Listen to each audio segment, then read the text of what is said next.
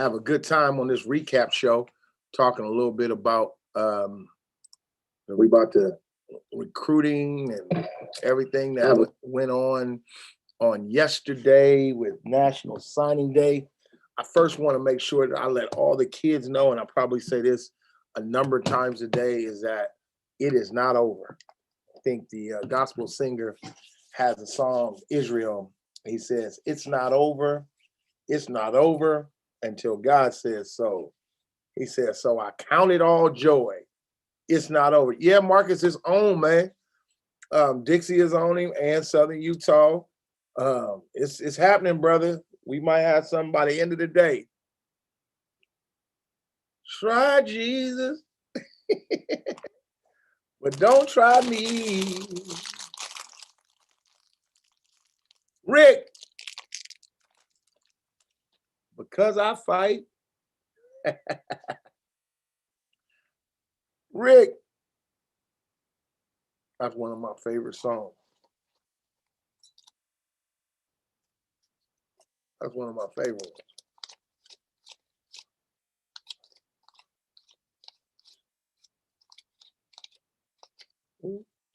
I dug in the wrong pocket. That was the wrong money I went and ate lunch with. Hey, turkey jerk sandwich from Firehouse Subs. Very, very good. Firehouse is not paying me to say that. It was really good. And yeah. Robert Maxey, I got you. I'm waiting for him to get out of they're doing a bunch of media stuff from yesterday's signing. We already had a conversation this morning, so we good. What's going on, man? Who was that? Who owned the day? Who owned the day? Because I wish they would show you the people that was on without them talking. But yeah, man, let me just go over my topics today. I'm gonna talk to you guys a little bit. A lot of stuff going on. I want to let the kids know it is not over. It is not over. As Israel said, he said, it's not over until God says so. So you just got to revamp some stuff, man. You got to make sure you know your lane and where you at. You got to stop listening to all these cats that tell you. I think there's some things that I'm going to talk about today that I'm going to let parents need to understand up front. When we look at the real statistics of things, if 98, God dang, man. Man, Chris, I'm just going to send Chris $40. He can go buy $45. That's what it costs. Because you know what? Yeah, Chris Forrest is the best on the streets, man. He's been my guy. Done is done. I need a cash app, Chris. Have y'all ever been on something where somebody will cash app you from this and not the other way around? Ain't that crazy? That's crazy. I owe him Sandra. He know I got ADHD with 2 extra D's, but is that you, Rick? Okay, hold on, people. Y'all gonna have to wait.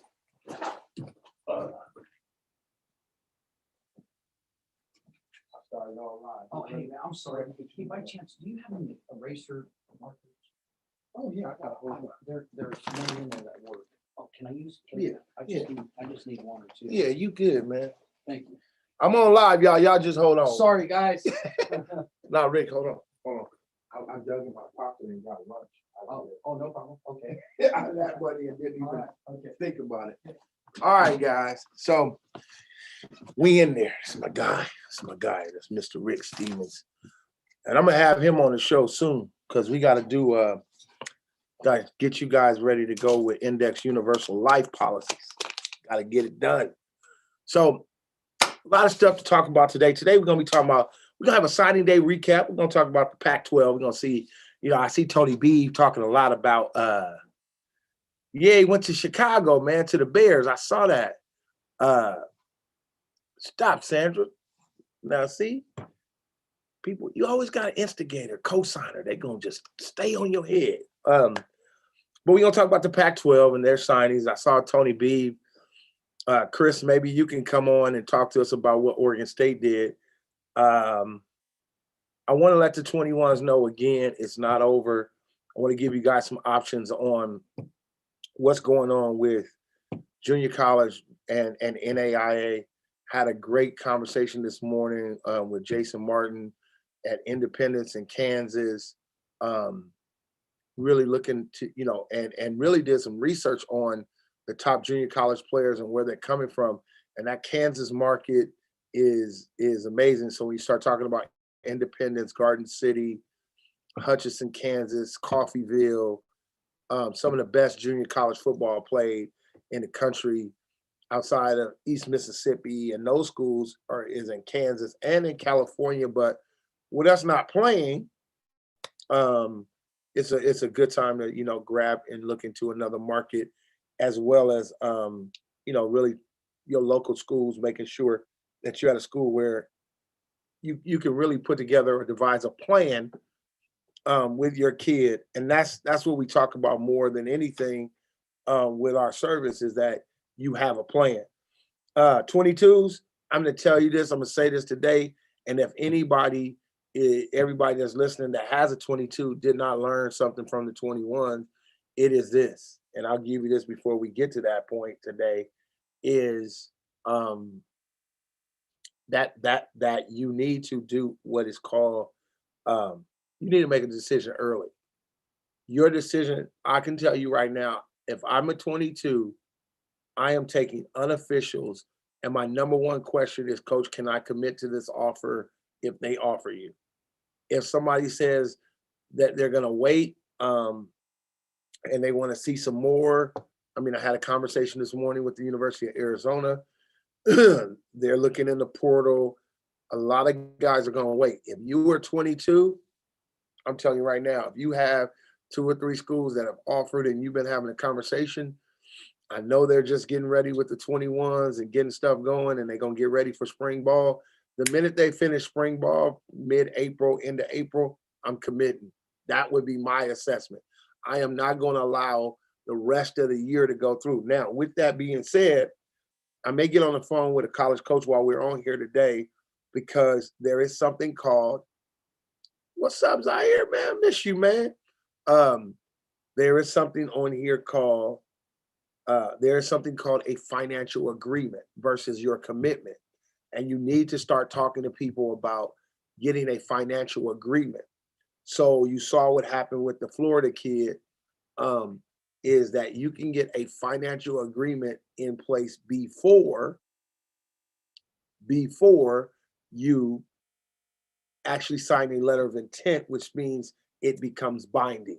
That if you guys tell me you don't have another roster spot, guess what? It's hard for you to get rid of me with this financial agreement that you're going to pay for my school. So you will move a mountain for that. So we have to become more conscious.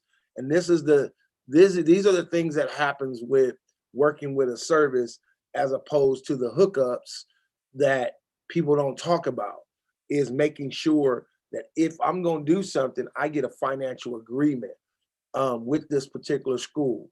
And I'm doing that as soon as I can. So had a conversation with my son, had a conversation with Arizona. I'm going to have a conversation with Colorado, who's recruiting him, and Nevada. And at the end of the day, whoever says he can commit now, we're going to get it done with. He can go through his senior year, whether we play football in California, club football, football in the living room, he will have what he needs to have to go to school. And what happens is, when you're not coached on that or talked to about that, you're subject to whatever the school does. And this comes back to controlling your recruiting, making sure you're in control. When that young man said he committed, he thought that was it. Signed document. Give me a financial agreement that you guys are going to pay for my school, and I'm all the way good. I'm okay with that. And so those are things that should be now even more with the transfer portal, is something that we should start talking about more, or people should be talking more about with the class of 22. And from this point forward, until we get some stuff in place, because I think there's a lot of people that understand right now that we're not doing the whole fake offer thing. The fake offer thing is a wrap. And you know, I'm gonna address some stuff today. I was talking to one of my good friends, and he told me, "Man, I'm getting a lot of backlash for working with you." And I said, "Yeah." I said, That's fine." I will say this about California Recruits and the Streets Take. The Streets Take is about what's being said on the streets and the truth on the streets, right? California Recruits, my company, is about giving people the real upfront. I am not disrespecting anyone's kid when I say, when you come to my company and I say, I think he might be more of a Division or Division 1 AA or Division 2 guy. Maybe he needs to look at an NAIA. That is to give you the proper expectation of where we're going to go with your kid. If you're not getting that because somebody wants to tell you out the gate, he D1, then there's a problem. That's where you begin to have your issue, because I say, hey, Crump, an offer that you can't commit to. That's what a fake offer is. An offer that you can't, and let me say this, because I know people say, they say, well, I like the question, Ed. What's a fake offer? A fake offer is when you offer me and I post it and we have no communication. We have no, I don't talk to the coach. We don't DM. When you talk, I'm always safe when I use my kid or my nephew, somebody in my house. When that coach called my son and said he was offered, at that particular point, before we go any further, coach, can you tell me that offer is what that offer is? And he said, that's an offer to play college football and get a full scholarship at the University of Nevada. I said, okay. When Jay Norvell made it to my house for a home visit, see, people, there's a process in this whole thing, and I'm really trying not to go off on this today, but and I see fathers on here who's gone through this, so back me up, Kyrie Crump, and Chris Forrest. Once that offer happens, there's a phone call weekly. During that recruiting period, there's a relationship that's being built through the DM and through text. There is a number of different things that go on through this through this process. So at the end of the day, if I ain't never talked to somebody but I got it, okay, it's not fake. You have it, but it's advertisement for you and the student. And so it's not a fake offer, it's an advertisement offer. And you're getting advertisement and the school's getting advertisement. Now, isn't an, as we go into that, is it an offer that I can commit to? There's a number of different things that goes with that. Is it contingent on us not getting another guy? Does that mean it's a fake offer? No, but I think that becomes back to the parent who asked the question. So you offered me, then my next question always is it committable? It is. Based up on what? Right? Right? Is based upon what? So we played a numbers game. And the number game is, coach, you're losing 4. How many are you gaining? Coach, my son plays DB or wide receiver. How many are you taking? I'm taking 4 or I'm taking 3. Okay, how many offers do you have out there? I can show you in 24/7. Let's share the screen today. There's a lot of viable things out there for people to have that we don't use, because what do they say? You want to do one thing, you want to do to folk. If you want to mess people up, you can mess a lot of people up by hiding stuff in a book. You can hide it. Now it's just hide it on the internet, because we so lazy, we won't go look at anything. So we can look at this particular field here of commitments, right? But if we wanted to look and make this offers, you can look in the class of 22. Let's look at it. And I would do my homework in another way, but I'm going to look at offers, and I should have did that by team first. So let's take mighty USC, so to speak. Or Chris is on the phone. Let's take Oregon State, see what they look like in 2022 already. So they don't have any commits in 2022, but they got offers. How many they got out? Look at that. So by position, they've already got 7 pro-style quarterback offers. 2 of them or 3 of them already have committed, so that's 4. So you see Malik Murphy, AJ Duffy, Jaden Dingle from Apple Valley. So you see those 3 quarterbacks have been offered that are pro-style. So 7 kids have been offered at quarterback. If you count the all-purpose quarterbacks, the running ones, 4 more, 11. Oh no, I'm sorry. So 7 quarterbacks by themselves, all-purpose backs.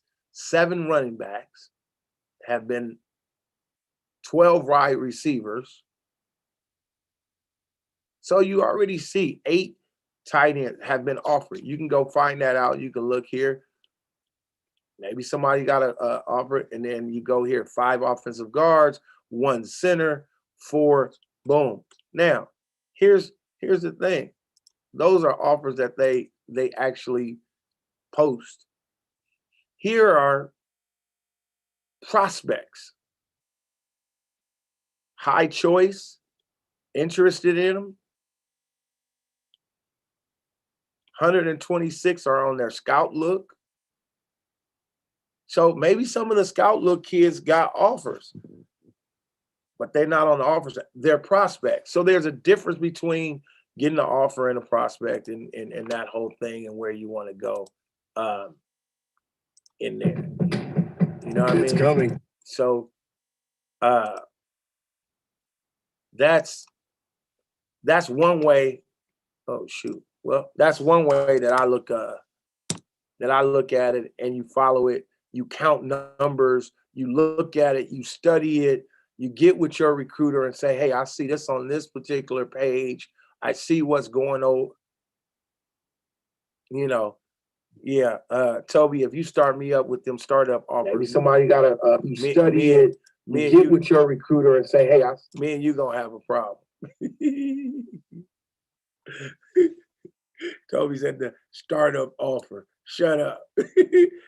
Kid got to show me he's interested. Can't be waiting on coach. School Tribe told me they only signed 5 kids in 22. Yeah, and that's it. How does that work? What's the breakdown? Can Deke speak on? I know it's too much to type. What was that, Toby? You wanted me to type? Are all these kids ranked? No, I mean, and again, I just want to show. Really do a good job in trying to show you guys, parents, do your homework. Do your homework. Don't just, oh, I'm gonna pay this. He gonna get this offer, because it's a lot of people sitting around yesterday. A lot of people that was sitting around in December. It's a lot of people sitting around today, and that's going into what we were going to talk about as far as the 21s. A lot of the 21s. Is that your options have to change. And when you tell a kid, and it's really tough, because when you're telling a kid in the 9th grade, and this is what the detriment and what is so tough when somebody asks, what's a fake offer? It's very hard when somebody says, yeah, it's a joke. I laugh at it. When somebody makes the statement that, he got this as a 9th and a 10th grader, and now that whole staff is gone, and he didn't get it from this one. I'll give you an example. I told you I'm safe using my house. So Demetrius Martin, went to high school with him, great friend of mine. I can mention his name, love him to death. Offers my son at Arizona, non-committable. My son's at Cal Poly. my oldest. All these contingencies. I get it. It almost killed my son's recruiting for Cal Poly. My son was a 1AA guy. I embraced that. Didn't want to. So parents, I'm going to tell you the truth. I didn't want it. I didn't like it. I felt he was better and better than a lot of guys that I saw getting other stuff. But I had to embrace that. He had an offer from Eastern Washington he could commit to, Sac State, Northern Arizona, Cal Poly, UC Davis, and Montana State. Those were real, he could commit. He also had Nevada, and they wanted a bigger guy. They told me. Arizona, it was a whole bunch of this, that, and the other. Long story short, when the Cal Poly coach, I talked to him, I said, well, you know, I didn't know if you guys were gonna ever offer or not. He said, well, we saw that he had Arizona and we didn't think he was coming our way. So some of those things can hurt you when you say, oh, he has a startup offer. Tell me when I'm lying. I'm gonna go with experience other than everybody want to tell you get the startup stuff.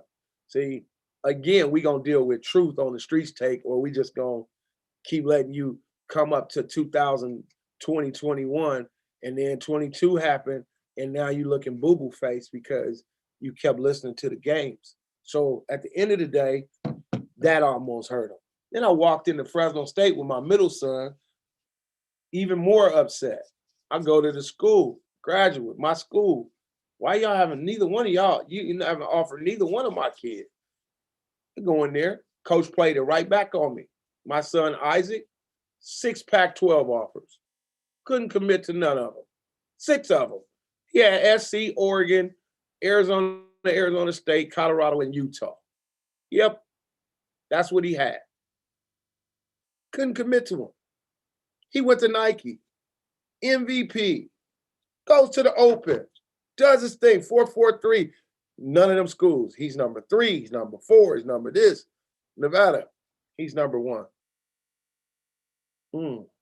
Fresno State, I'm in the office with JD Williams. Coach JD, what's up? Man, he got an SC offer. He don't want to come here.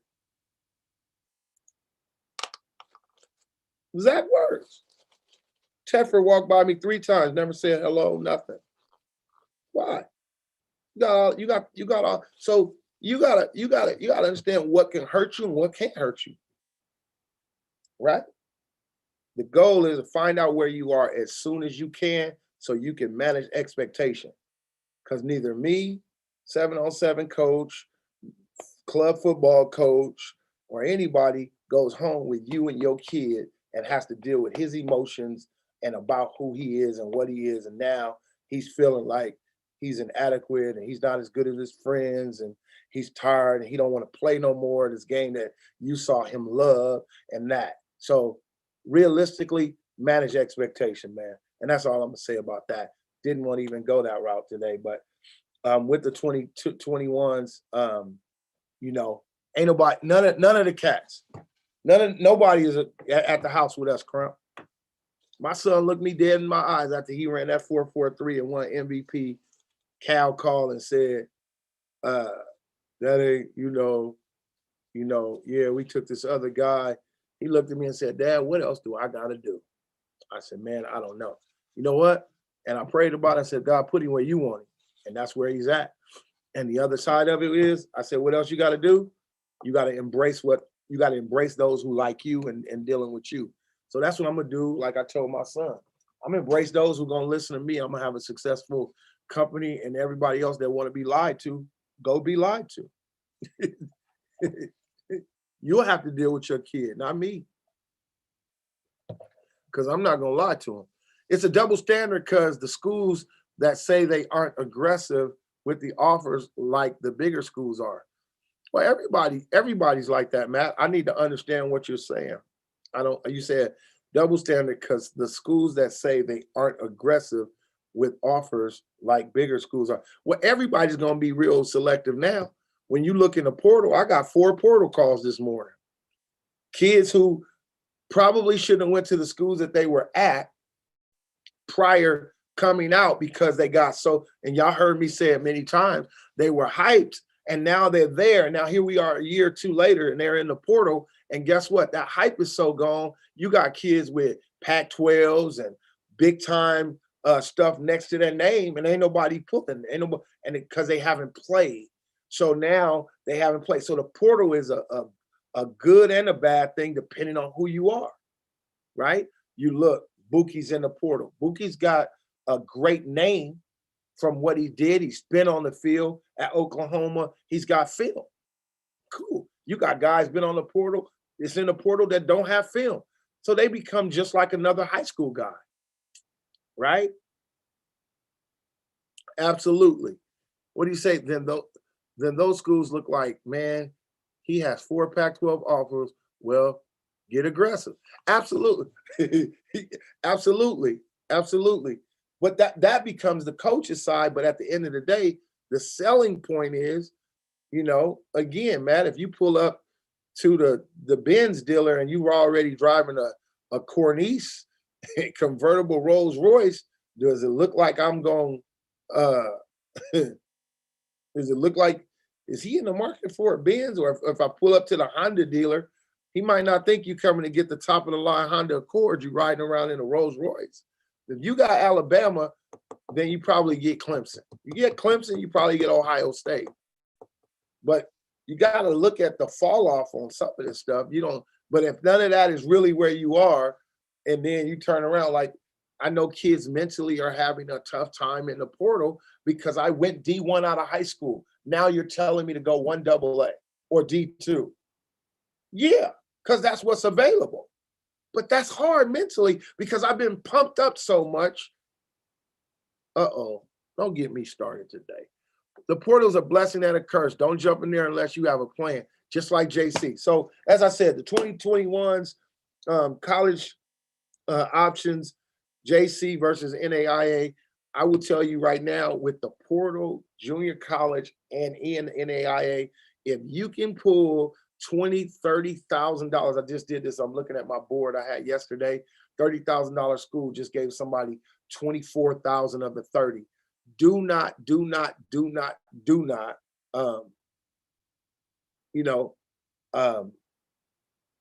turn that down. That's great scholarship money. Said I had a family contact me who was in the portal from D3 school. Now he's heading D1. That's great. It all depends on fit and what somebody's doing. But do not turn down money. Look at it. You're 22 right now. Talk to everybody that you can talk to. Every school, you like everybody.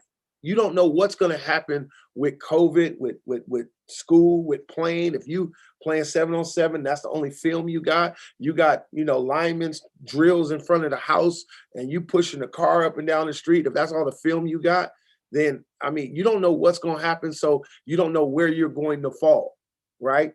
But as I said earlier, in the junior college portion, there's some great schools in Kansas, great schools down south. Arizona has no more junior colleges, so there's no going to school. And I talked to somebody today. They told a lot of their kids in Arizona are coming either to Cali, to Snow College in Utah. Guys are going to a school in Arizona on an Indian reservation, which is the only junior college that's up there that's actually functioning in the state of Arizona. But all of the Arizona JCs are done. If you're going to go to school in California, Arizona Western was cracking. It was a really good school, had dorms.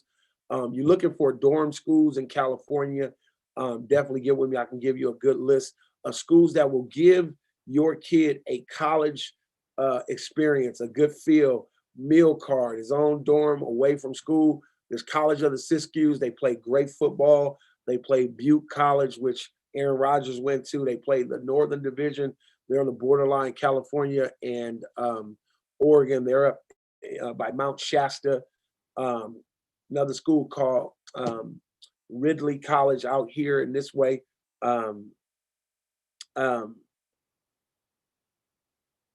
Out this way in the Central Valley, they have dorms. And And then you got to get with some coaches that actually have a plan for you. Do not go to a junior college that does not have a real football sports academic advisor. If you guys watched first season, second season of Last Chance U, you saw that lady is 2.5. She's making sure people get to class.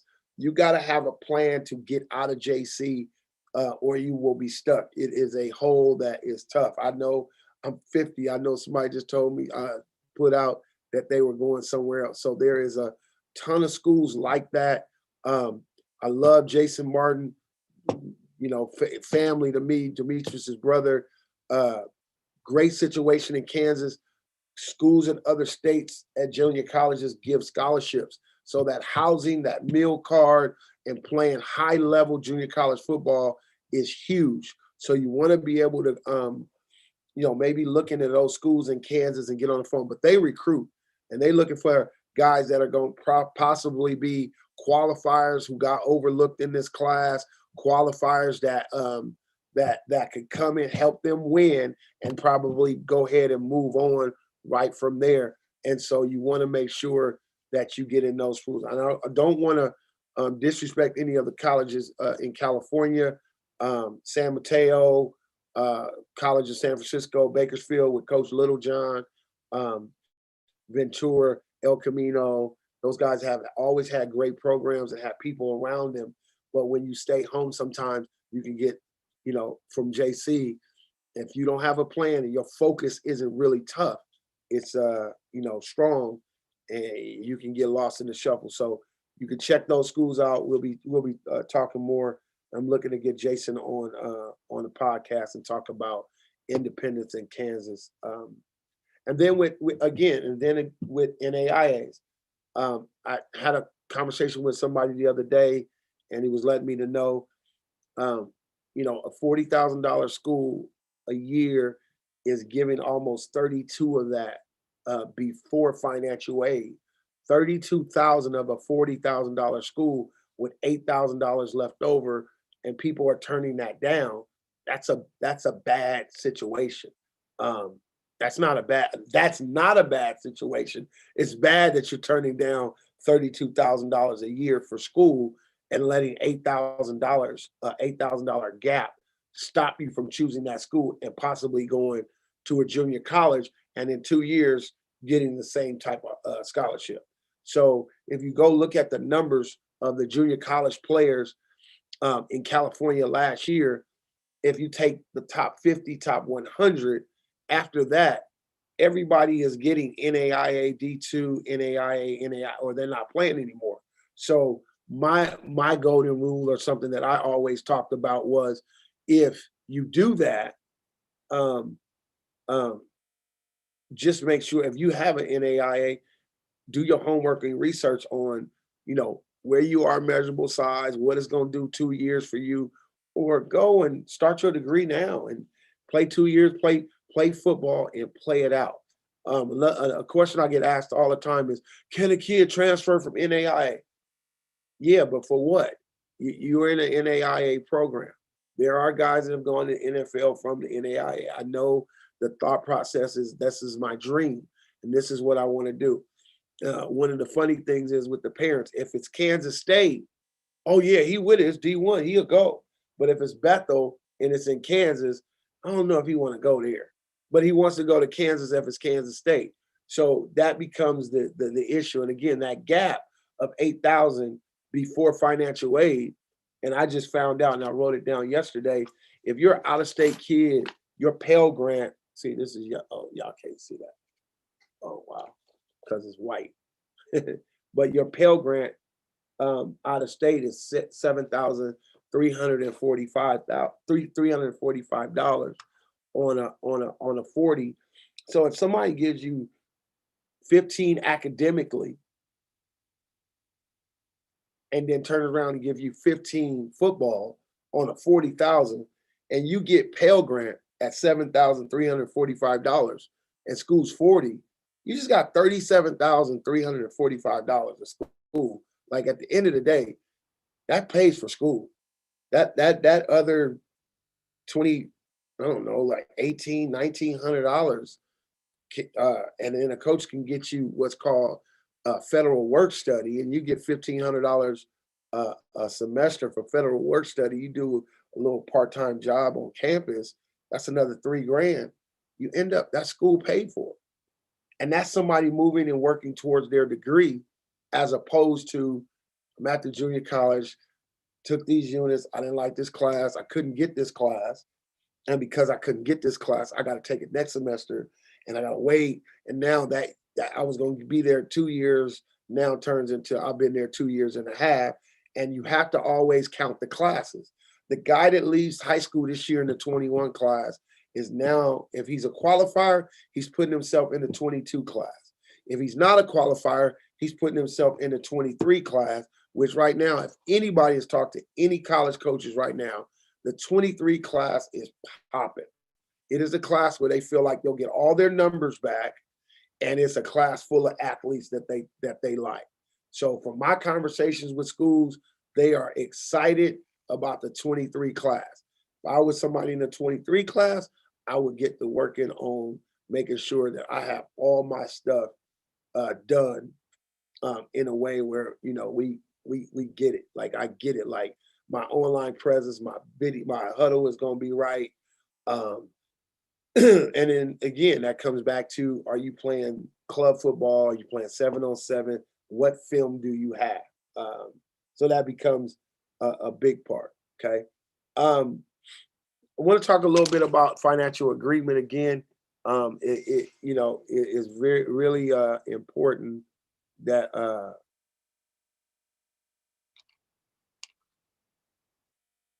wow. Okay. Yeah, I would definitely do that.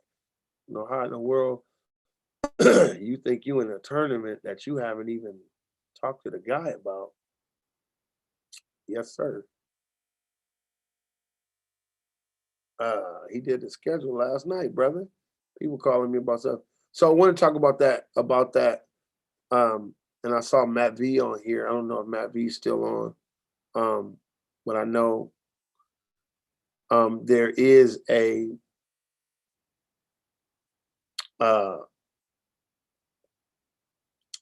thing when it comes to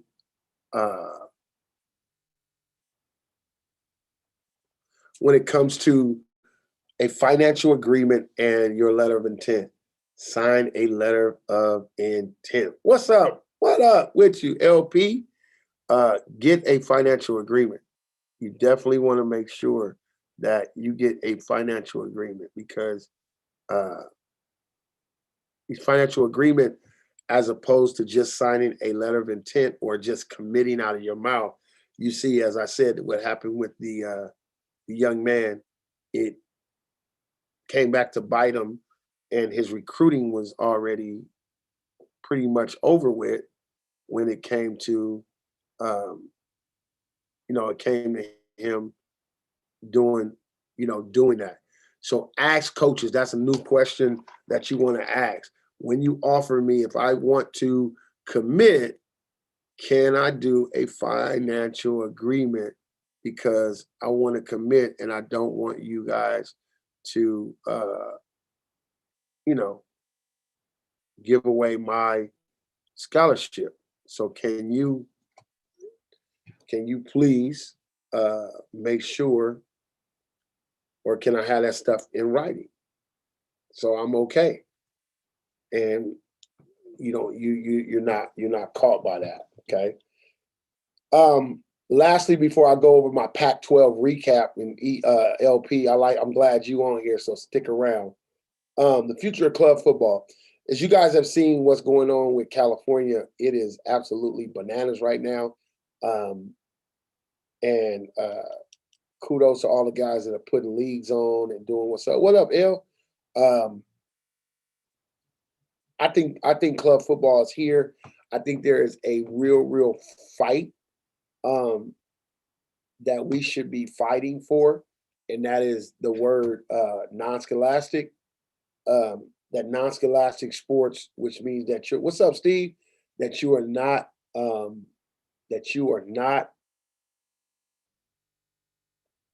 that there can be tournaments or there can be opportunities for kids in non-scholastic sports, I think those things should happen. Um, and that's real. So in the state of California, they do not allow us to do on the football level non-scholastic competition or camps to where college coaches can come out and be a part of that non-scholastic event. With basketball, it is very, very different. Those guys get to they get to they get to come out to events. So when you look at Nike, Adidas, Peach Jam, Adidas Vegas, those guys get an opportunity to come out. Coaches get to come out certain weeks out of the year during their recruiting time and physically sit and watch those kids at a particular event, and they play against the best of the best, right, in those tournaments. So, they come to ABCD, they see Zion Williamson against these guys. Football, because they don't allow us to do it in clubs, and so they do it in basketball, volleyball, soccer, baseball, softball, in every sport. They have non-scholastic events to where you're welcome. Where they have non-scholastic events to where they allow you guys to, or college coaches to come to those events. Well, with club football, if club football took those models from the other clubs and petitioned the NCAA to do so, then it would be they would be able to say they could come out to those events and watch players play against quote unquote the top 300 football players, and club teams can do that. And I think what the California just did was show a lot of people that private schools, private entities have some power as long as everybody gets together, regardless. And I can say this publicly of how bad Mr. Campbell has went in on my league. I have nothing bad to say because as a whole, you need everybody working together in order to get that thing going. So kudos to him, kudos to the brother in San Diego for doing his league, because and there's a new CAPS league that's playing in California. The private schools are going to play in California, but the cities and public schools are going to be hurt by this because they're not. And so, what a prime time if I could encourage somebody to get a open the school. You open, I mean, kids are online anyway, right? So if you open the school and you put teachers or educators at your school, even while they were online or doing some type of online learning, and actually had tutors or people there, and you just played a non-scholastic schedule and you play. This is why people hate IMG so much, because it's non-scholastic. They're not a part of any governing body of CIF or association. They play who they play, they schedule it, and those kids get recruited just like anywhere else. What happens is you remove the middleman, you remove uh, the middleman, and you remove all of the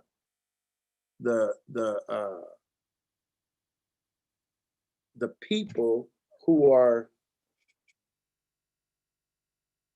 uh yeah, you remove all the people that play the game of where you need to live and what you need to do. We go here, this is what we do. Our kids are still getting recruited, and that becomes the fear of administrators and people with that are in this situation. Um, and so I think club football is here is just going to be um, who supports it, how it's supported, and what the benefit of what is going to happen with it. Just to let you know, lastly, you got the Texas Coaches Association voted against non-scholastic sports because of 7-on-7. Because what happens is, like basketball, if you allow non-scholastic sports to come in, you allow the shoe companies and everybody to come in, and now they start controlling everything. Basketball is truly controlled by Nike and Adidas. NCAA can say what they want. That's who controls it. The shoe companies control where the kids go, what school they're going to play at, and who they're going to play for based upon the club team sponsors and that whole thing. And so that's the fear.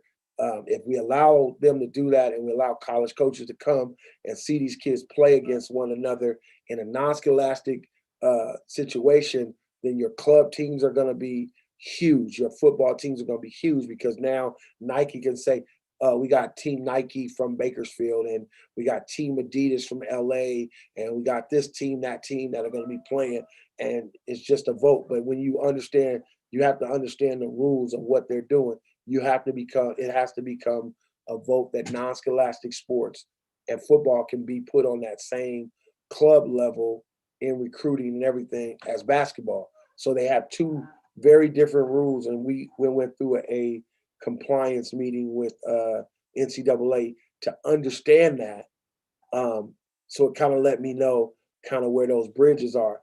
Football is the old sport, the most money maker. They do not want that to become the recruiting part, to have a non-scholastic side to it, to where they can't control what goes on, because now the outside companies get to come in and make a lot of money, and the club teams get to make money, because people been crying about club volleyball make us look like, I mean, we charge $275 and you got a rented helmet and pads brand new. I know people that have volleyball players playing 10 racks for club volleyball. And that's just to be on the top team. That don't pay for no tournaments, none of that.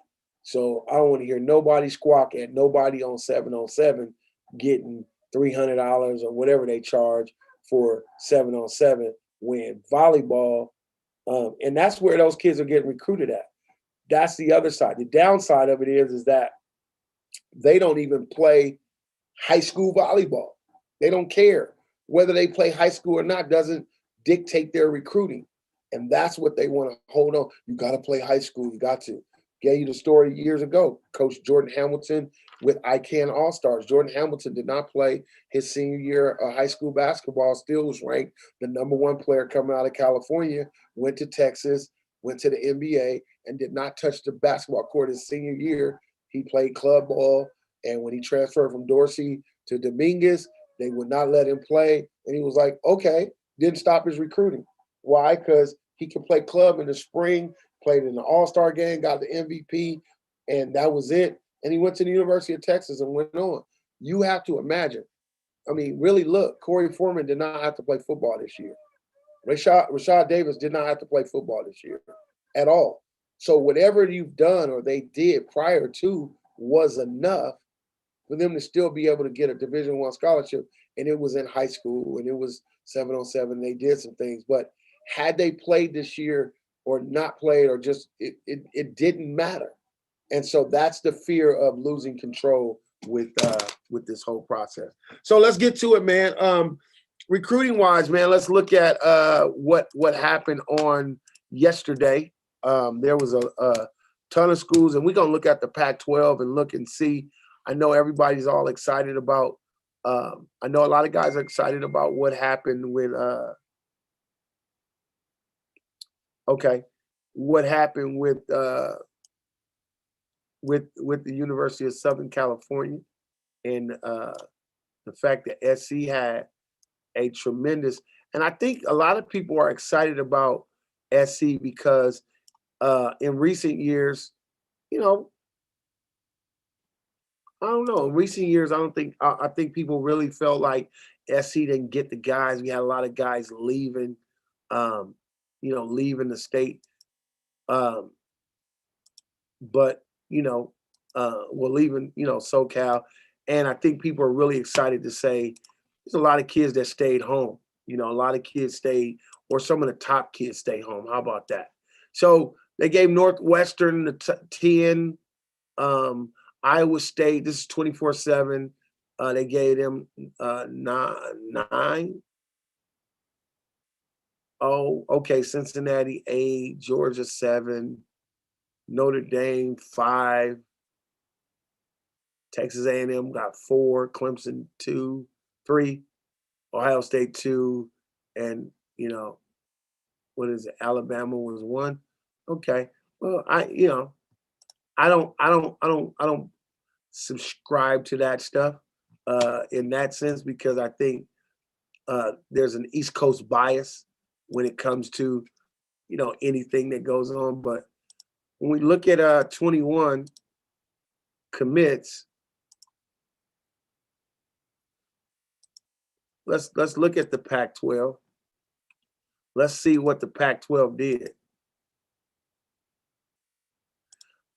So we'll start with Arizona State, man. What did Arizona State do?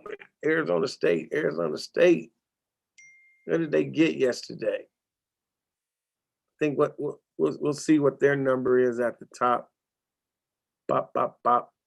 So they were ranked 7th in the Pac-12, nationally ranked 48th with the guys that they got. They got some guys. They got some guys. 7th in the Pac-12. Wow. That's interesting. So here it is right here. Where's Toby at? They gave Oregon number 1 with 23. So here they do it by their stars. Oregon did not get 1 5-star. They got 19 4-stars and 4 3-stars. So they had 23 guys commit, which gave them the number 1 ranking.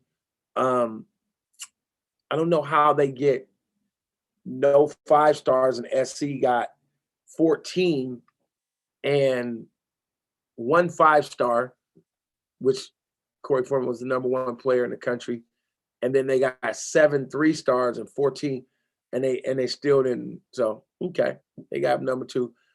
Big surprise was 3 in the Pac-12 was Cal. A lot of kids pushing that way. Kudos to my boy AT and Coach Angus and all those guys up there at Cal. They got 4, 5. This is when people say these 5-stars don't count. It counts towards their ranking. So they have an idea of why they want to do this as well. This looks good to alumni. So when people say, "Oh, well, the stars don't mean nothing," it means something to them. Some of these guys get bonuses based upon stars too. So don't ever believe the hype that it doesn't mean anything. It means something to them for sure. And Cal getting 14 3-stars and 5 5-star. Another thing in recruiting, you should look at the fact that, Cal's going to be a heavy 3-star school. Oregon, USC, 19 and 14 4-stars. I mean, man, that's crazy, right? Big surprise again at 4, UCLA, 15 3-star, 15 3-star, and then 4 3-star, no 5-star athletes went to UCLA. So they came in 4 as far as that goes. Utah, 18 commits. And again, you see how many scholarships these guys have. Nobody is at 25. Everybody's got 23. They may have 2 more. They waiting for guys in the portal or 3 more or what have you, but that's crazy. Utah with 14 3-stars, 4 4-stars, came in 5th. Washington only had 15 scholarship, 15 commits, 1 5-star, a 3-star, and then 3 4-stars, and then 11 is what they chose. And then that's where Arizona State came in at with 10 4-star, 3-stars, and 4 4-star athletes. Stanford,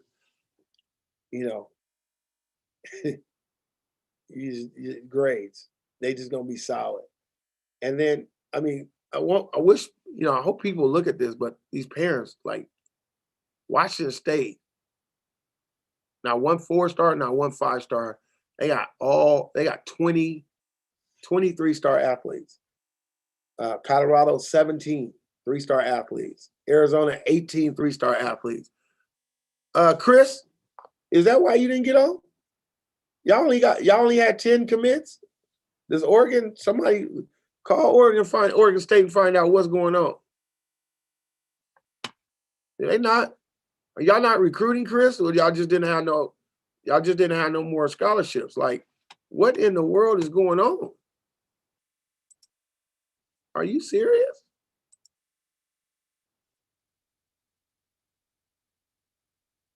Wait a minute. Okay. The dogs are staying home. LP, you available right now? I love when you get on and talk SC football. You on right now? Let me see if I can get LP an invite. He can come on real quick. You know, I'm gonna ask Alumni how he feels about what's going on right now. With is he happy? You know, you got to talk to the alum. Well, I just sent it to you, brother. See if you can get on and talk to us and tell us how happy you are. Chris, I need you to get on. If you can get on and tell us what the heck is going on in Oregon State. Like, y'all only had 10 scholarships. Who y'all giving scholarships to? I mean, my goodness. And again, Toby, I saw you with that duck. Where you go? Toby's funny, man. Toby, you know, Toby, you have become a little antagonizer lately. I want you to know that. You used to be, no, you're a big antagonizer. You used to be a little antagonizer. EJ, I mean, I got to go back here, EJ. What happened? Washington pulls up with 6, 1 5-star, 3 4-stars, and 11, 3 4-stars, 11 3-stars, and 1 5-star. What, EJ, talk to me, man. What's going on? What happened? You said they still beating USC. They coming. Hey, what's up? What's going on, LP? Oh, nothing, you know. Just in traffic. Let me pull this up for you, man, because SC went and got, 22 kids. We gonna kind of go over 22 commits, man, and a lot of them are from the house. I mean, you get Miller Moss. I think he's, 4-star guy, quarterback. Cool. But and then you get Anthony Beavers, Brandon Campbell from Katy, Texas, this running back. I'm hearing a lot of stuff about him. Michael Jackson. You got to be good with a name like Michael Jackson. I don't care who you are. Right. It's like naming your kid something else. You got to be good. So I got this Oregon State guy coming in. I don't want you, he gonna have on a military suit. He looked like the highway patrol today, but don't mind him. All right. I want to talk SC, and then I'm going to talk to him about them only having 10 scholarship kids right now at Oregon State. You guys got the number 1 player in the country in Corey Foreman. You got the number. So I'm gonna just say state, okay? But Corey was number 1 in the country. But here are your players in the state.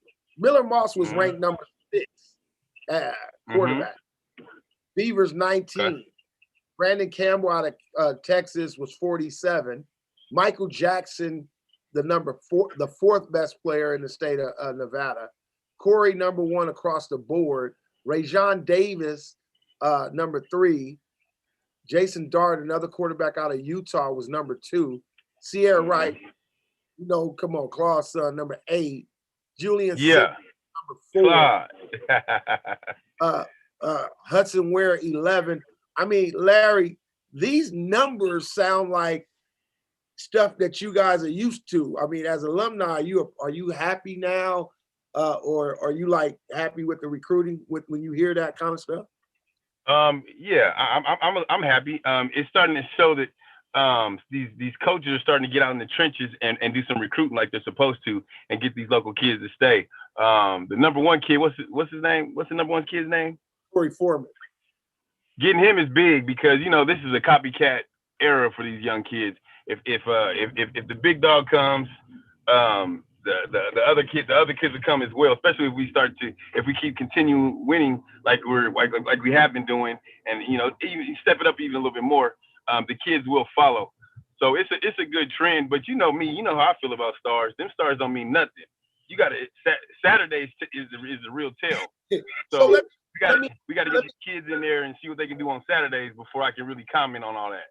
No, well, let me ask you this question, because when we talk about this era, I'm going to play Angels advocate, okay? I don't play the devil's advocate. I'm still the Angels advocate. So, right.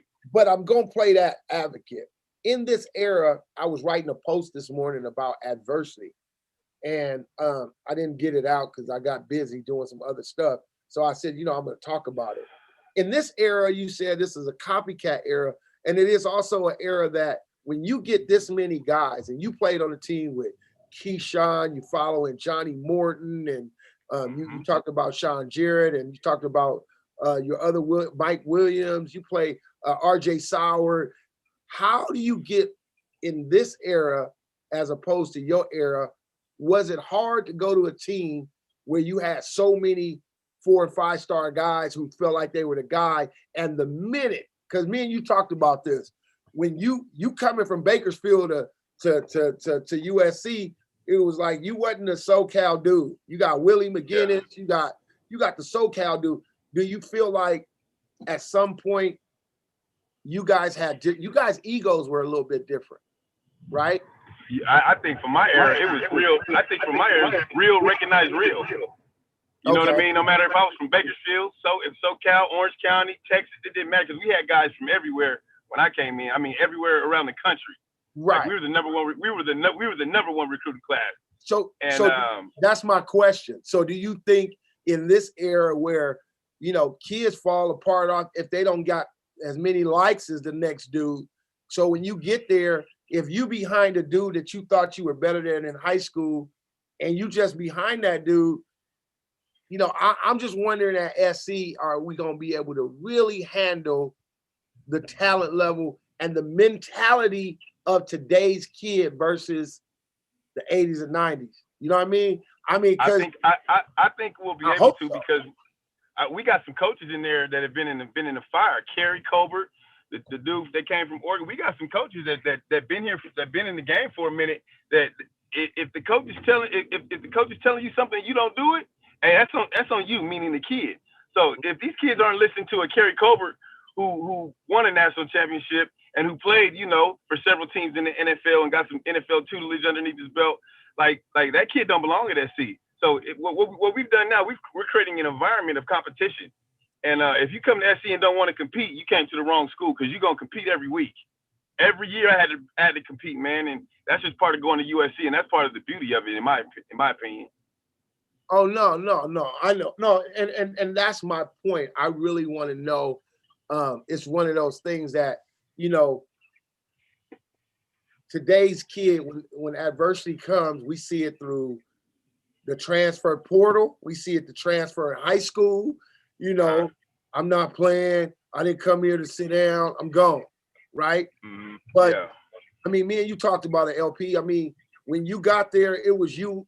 Were you there before Keyshawn got there? No, me and Keyshawn were in the same recruiting class. Let me tell you, it was me, Keyshawn, Daryl Russell, Brian Kelly, all those dudes. Keyshawn went number 1, Daryl went number 2. We had dudes. And so like Daryl had to come in and compete. And he came in, obviously he went nuts and did what he did. Keyshawn had to come in and compete. Nothing was handed to you. Who was your receiving core? Who was that core?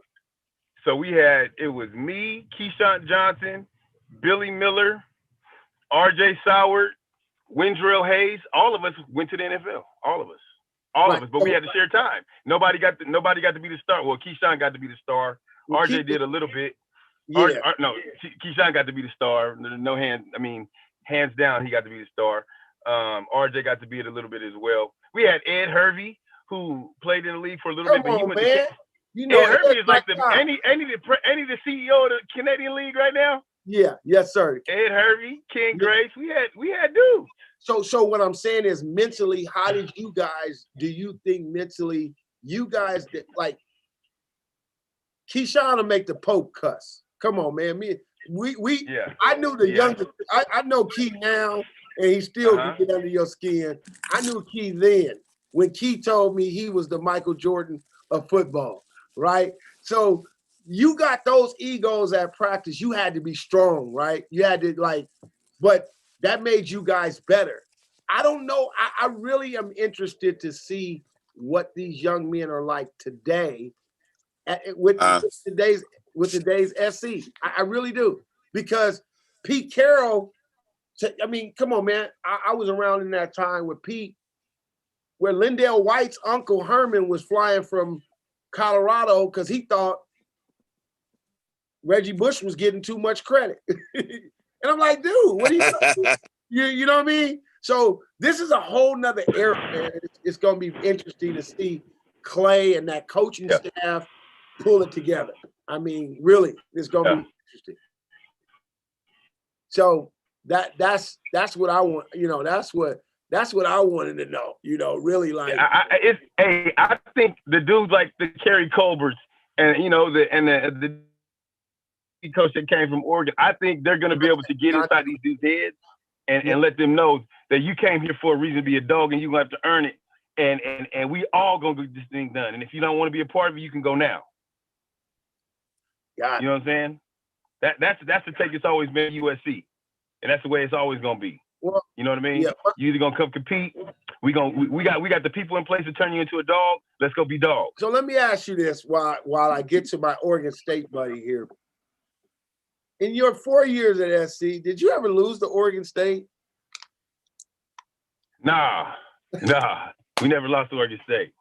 I'm messing with Chris. Hey, I ain't gonna lie though. They played it. Hey, every time we were Valence, it was tough up there though. I ain't gonna lie. It was always a night game, cold. We didn't want to be there. It was always tough. I ain't gonna lie. It was tough. I'm messing with my boy Chris, man. Chris, so Chris, I see how you do, B. That's all right. That's all right. I had to mess with Chris because I'm trying to understand Chris. Now, you know, Chris was the #1 recruiter for the University, Oregon State University last year. I don't know what happened. Chris, how do you guys only get 10 guys? What's going on, man? What? They only had 12 scholarships, right? Because transfers and then people come back off of Mormon missions. So we have a lot coming in. So that's why it was a low class, because they when our safety just medically retired. So that's why they signed Jason White out of Orange Lutheran, because we had something available. Yeah, I see Jason White is on here. So can you give me an idea? Idea what Jason White is? Jason White's an offensive tackle. Yeah, I mean, he gonna have to work. I mean, the line is the same as last year, which is pretty good. So okay. I mean, he gonna have to work, you know, with everybody. And I mean, Petrie leaving is tough, bro. That's my dude. Yeah, but I'm happy for him. No, I'm happy for him. Like, really. And then you go from there to and then you guys got 4 transfer. I mean, you get a Utah State offensive guard, University of Kansas. Now, Kansas didn't win a game last year. What made y'all take a kid out the portal? The DB? I mean, because they said we needed more experience. We lost 6 DBs out the DB room. Then you got an all-purpose back from South Carolina, and then you took a wide receiver from Georgia. We need receiver help. We need a bigger size receiver. So he'll help. He'll help with Trey Shana play this year. He only got to play 2 games last year, and then the freshman Beeson, he gonna be a dog. Well, you know, I'm still upset with them. Kefense Henson is all but 5'7", and then my son is 5'10". He said, "Oh, I need somebody bigger." Well, my son's bigger than you. You're the wide receiver coach. How are you worried about with you wholeheartedly? I heard that shit about JoJo so many times. I'm like, he's taller than you, bro.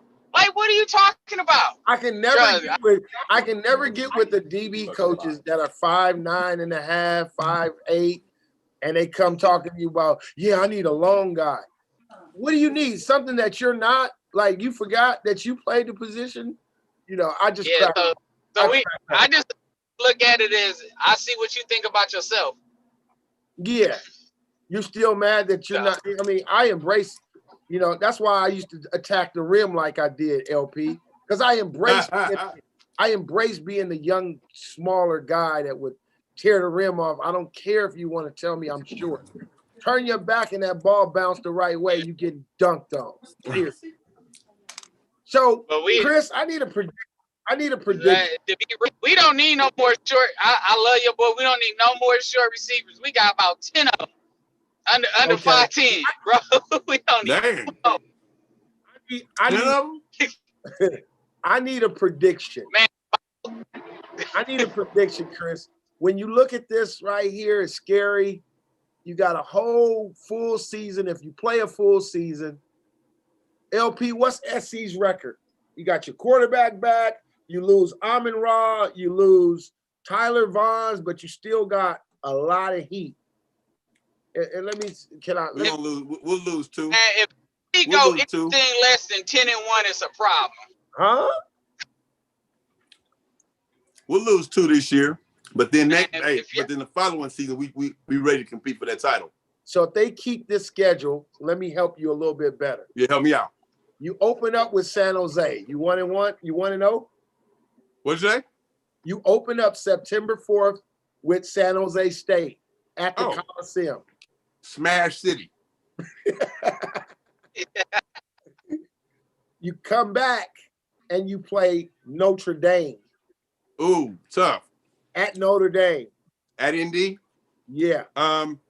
We win that one by a field goal. You bring in the Mormons from BYU. Ooh. That's character build. That's character game right there. I think we play big. I think we go at them. I think wait, BYU comes to us. Yeah. Oh, BYU gets they come into the Coliseum and get overwhelmed by this athleticism, and we just go hard on them. So you 3-0 after San Jose, Notre Dame. Yep. Okay. Yep. And then you got Pac-12 play. You're at Tempe, Arizona with Arizona State. That was gonna be a nail biter because it's family ties. It's all kind of stuff on that one. That one could go either way because those kids have been playing against each other since they was. So I'm saying, are you 3-1? Because hey, honestly, we might drop that one to Arizona State. We might. Okay, then you fly to Cal. You fly to Cal the next week. You back to back. Cal never wants to see us ever. So you bounce back against Cal, and then you fly to Boulder. We give them the business. 5-1. Then you go down to then you got Arizona Wildcats in a rebuilding season. Yeah, we thrashed them up. 6-1. Now Chris is right here. You play Oregon State. Now I want you to. It's a tight one. Oregon State always. Where's it at? Chris gets to see his son, and he's at home. He's at LA. He's at the Coliseum. Oh, They should win that game. What'd you say? It ain't gonna be no mop, but they gonna win. SC should win that game. It ain't gonna be no mop though. So you're 7-1 right there, and then you got Stanford coming in. Stanford isn't the same Stanford, so we'll beat them. 8-1. Wow. And then you got those old crosstown Bruins, brother. We don't play Oregon this year? No, sir. No, unless you're in the championship. So check this out. Let me go back. We might drop to Notre Dame. We'll beat Arizona. We will be a one-loss team going into that UCLA game. But I think let me switch it from Arizona State to Notre Dame. We're gonna win in the Pac-12. We'll win in the Pac-12. I was gonna give that other loss maybe to Oregon just because they're a little bit more, they're just a little bit more advanced. I think they just playing a little bit better football. Just period. Even not much, but just a little bit. But since we're not playing them, we're undefeated in Pac-12 play. We took the L to Notre Dame. We'll win a tight one to UCLA again. And Lord, I don't know. Huh? Utah. Utah's after UCLA? Yeah. Utah's not the same. Utah's not the same. We beat them. And then you fly up, and it's one of those crazy Thursday nighters, Washington State. Ooh. I don't know. I don't really have an opinion on Washington State. I haven't really seen too much, heard too much about them. Right now, It's always a nail biter. Got y'all at like 10-1, man. 10-1. Yeah, I probably should rethink one of those games that I said we was gonna win, but I think we can beat everybody in the pack. So 10 we're gonna have 10-1. That's realistic. That's realistic. I mean, with the quarterback, you know, he's a proven winner. A better O-line, you know, a more experienced O-line. I think we got a chance to do some things, man. The Pac-12 is down. I made it after watching Oregon play against Iowa State, man. I felt like the Pac-12 was like worse than the Mountain West. We looked bad. We just got it. I mean, Oregon looked terrible, and we lost to them, so that means we looked even more terrible. But yeah, man, the Pac-12 as a whole, we got to get it together. But I think it's coming. I think we had this one down. We had this down here, but I think we'll be all right. Okay, Chris. Here, I can make sure everybody gets to see this. Here you go, Chris. You open it up with Purdue, brother. You got Purdue, Oregon State, Purdue. I haven't seen, but are we playing there or are we playing at home? No, you are in West Lafayette. Hey, Chris, how do you not know that, bro? You're in Man, Indiana. because I looked at the new schedule, to be honest. I ain't even I'm messing looked with you. I'm messing with you. I ain't even looked at it. I got booked my tickets and shit. Yeah, you gonna be in Purdue, and then Okay. you want to know. We should be able to knock that one out. We got a good running game. A lot of people coming back, so I think we'll be fine.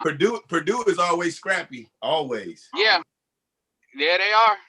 Always. We got to stick to our game plan and run the fucking ball. Yeah. Here's the game that becomes a very sneaky game for you guys, and you got to watch them. Hawaii in Corvallis, game 2. We'll beat them in Corvallis. If we was in Hawaii, I doubt it. Okay, then you got Idaho Vandals coming in. You should be 3-0 then, We got Chris. that. Yeah, we should be 3-0. You take a nice little trip over to Cal. What you got? We always beat Cal, whatever with them. Wow, Cal. Ever since JoJo been there, we ain't lost to him. Really? So, yeah. What about in the following week? You headed over to Colorado. Oh. Yeah. That's I give us a loss there. I could. Your next 3-game stretch is a monster. So listen what you said. Now you 3-1, right? Yeah. Oh no, 3-1. No, you 4-1. I'm looking at a total like 7. Okay. Okay, you 4-1. You 4-0 right now after beating Cal. You're 4-0. You lose to Colorado, but now you go to Eugene to play Oregon. Uh-oh. Yeah, we're gonna beat them again. Navies, all y'all, we're gonna beat them again. Look, they already have issues, bro. Like, I don't care what they say. Losing Thomas, losing Lenore, dog, man, they don't got no secondary, bro. Besides Mike Hill, I don't care what nobody say. That means you're going up top. Up top. Well, Mike Hill, one of your favorite players. That's my guy. I mean, that's my nephew. You know that. Yeah, but after that, let's be real. Oregon should win that game, but I just don't believe in their quarterback.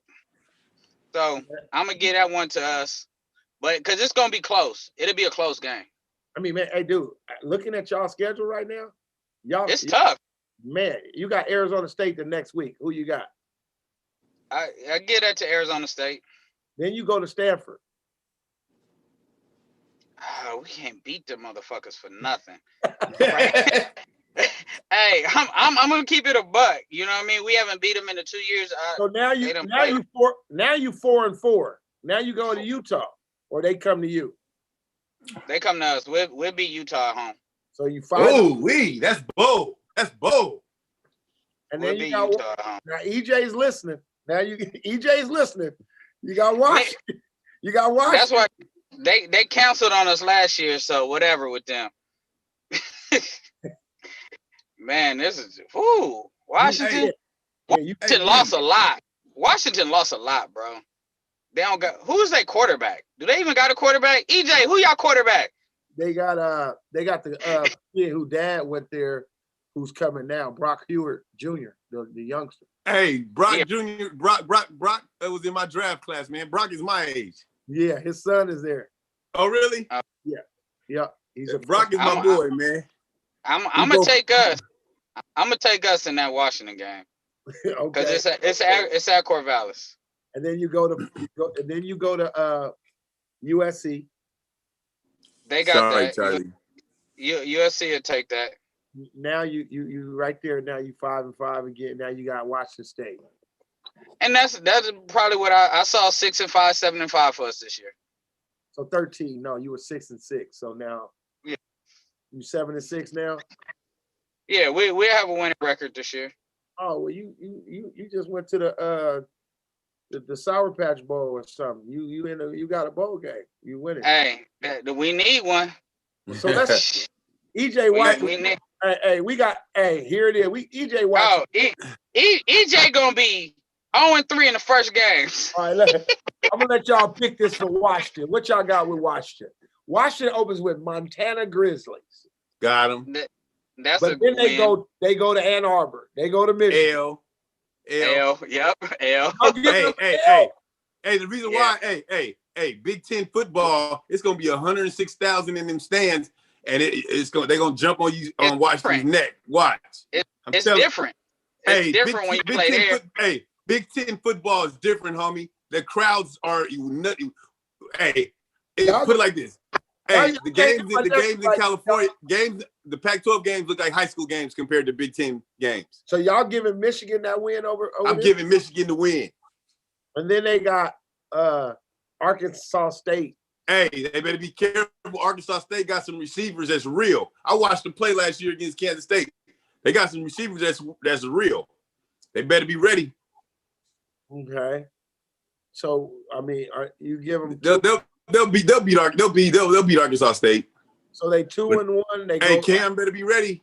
They got Arizona. They'll beat Arizona. Now they 3-1. Colorado. Yep. 4-1. Yep. Oregon State. Yeah. Stanford. They always mess around and mess with Stanford. They done lost to Stanford 2 years in a row. Stanford tough, man. I don't know. Stanford. They is tough just, to play at home. Yeah, they're always tough to play at home. But I think they're down a little bit, so I'll give Washington that. Arizona State. L. I take Arizona State. Cal. They'll beat Cal.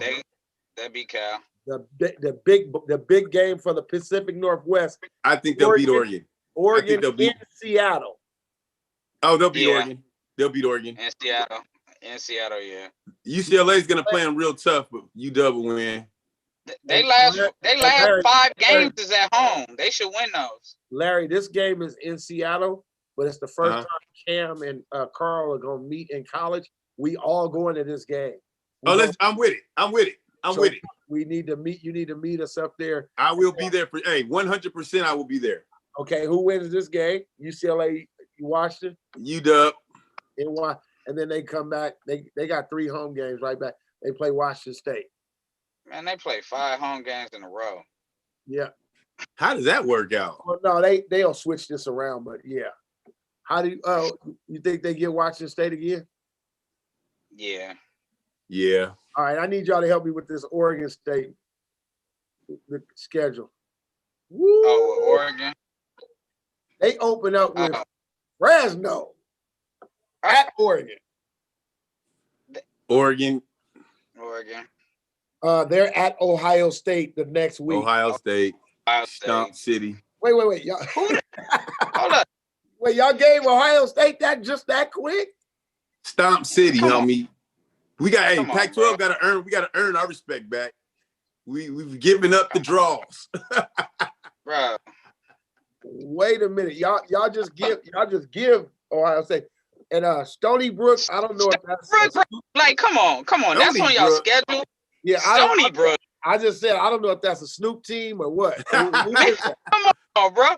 That's Stony that Brook. Elite 10. That's an Elite 10. Shit.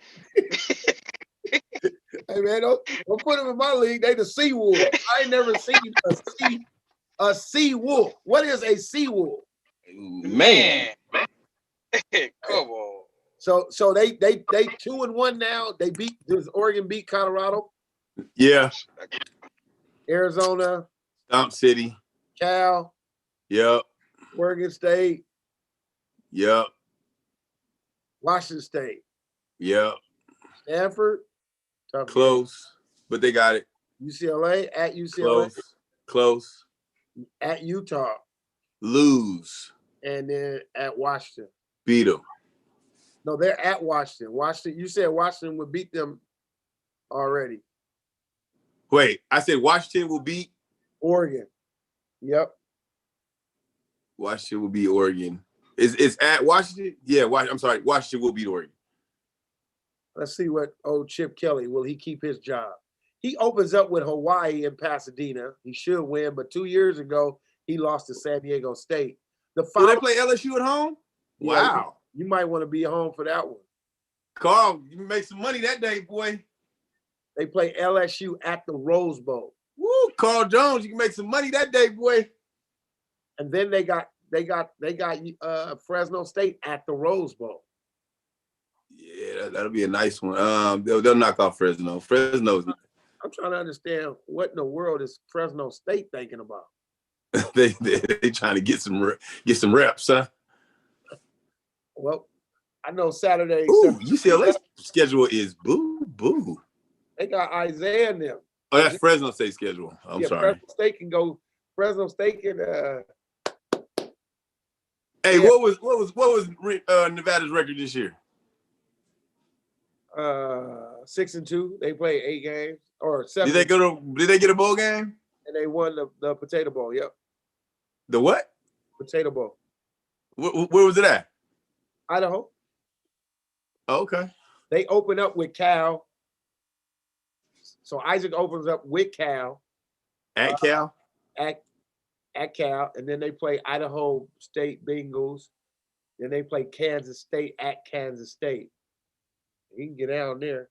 Hey, where did little Oliver go? Where did Jason Oliver's son go?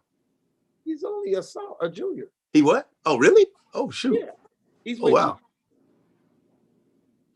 Oh, wow. So LP, that's a cold way to do the schedule right there, man. I mean, we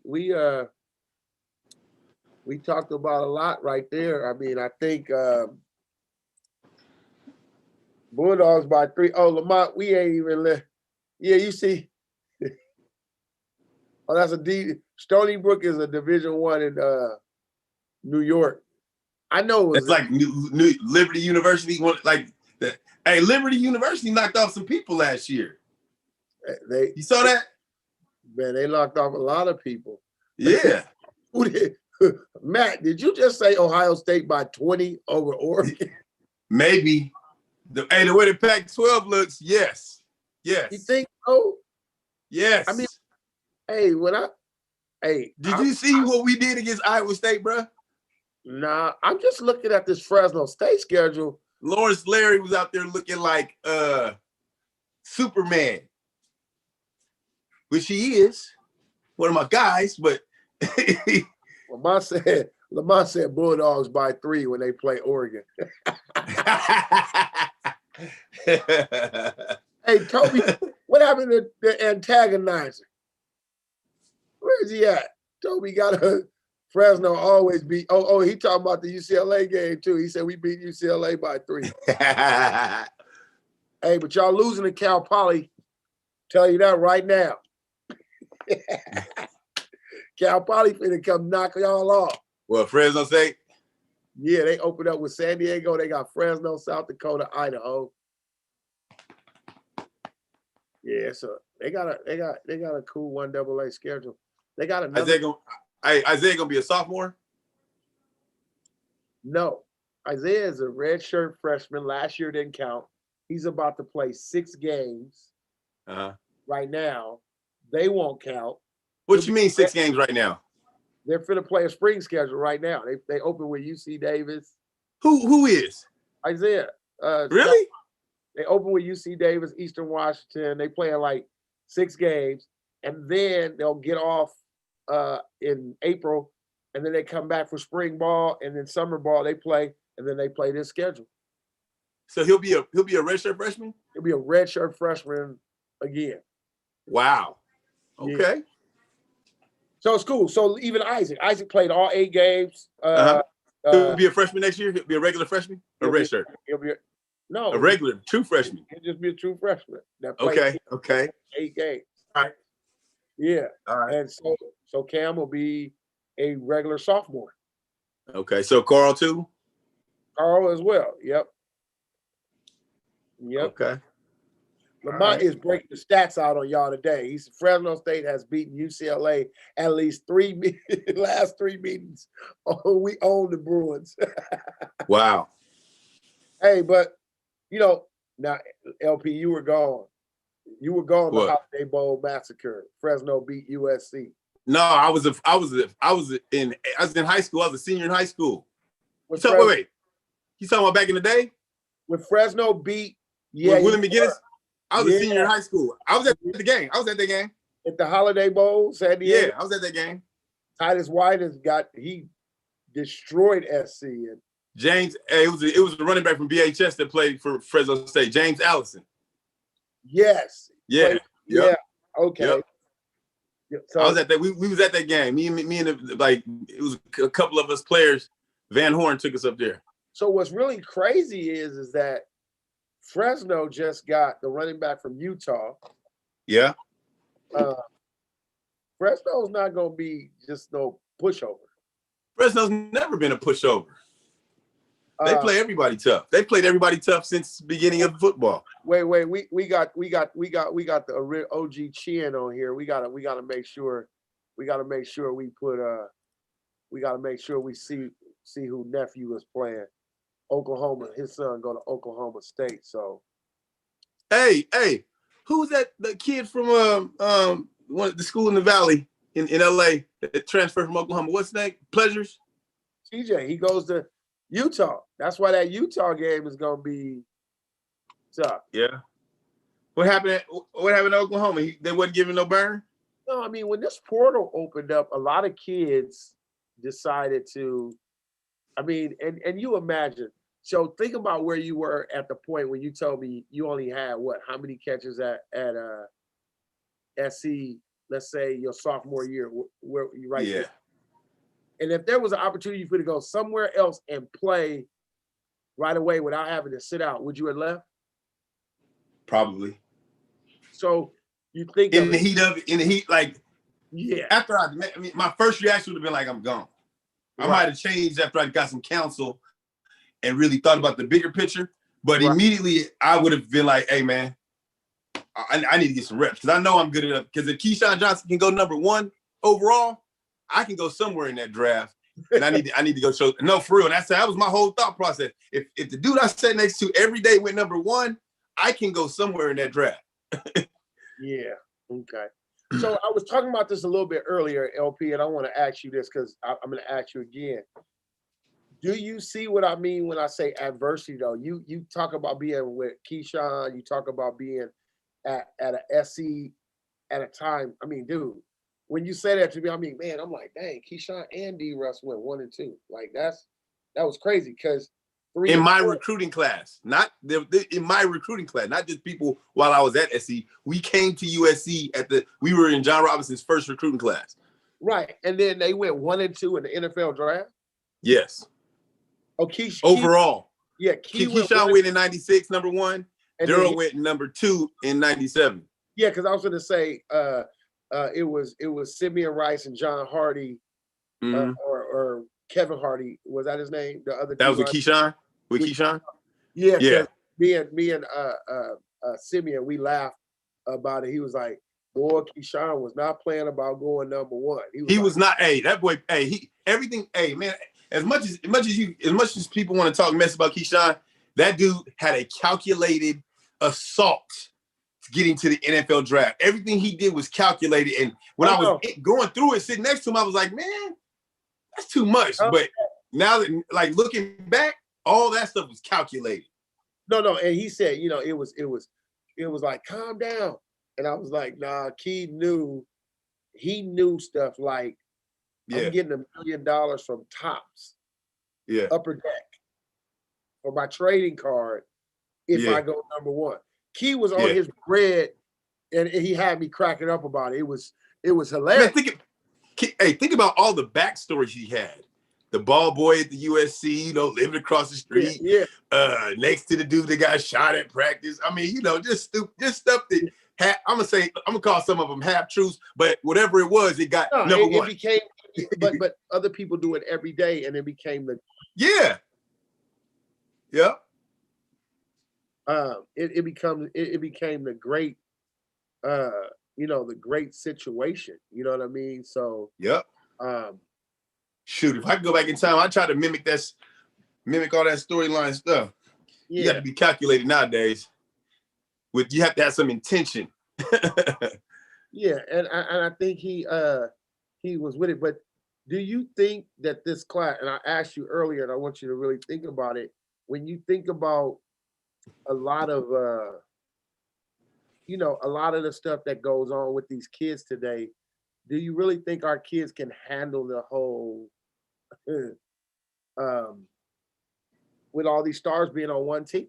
I mean, do you really think USC having that kind of firepower is going to affect them? And you say, you're looking at it from the fact that Kerry, you're an SC guy, respectable guy.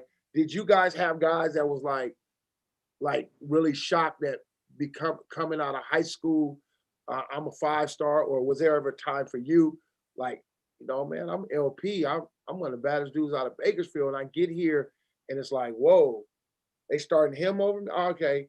And immediately a real dog is about, let's compete then, right?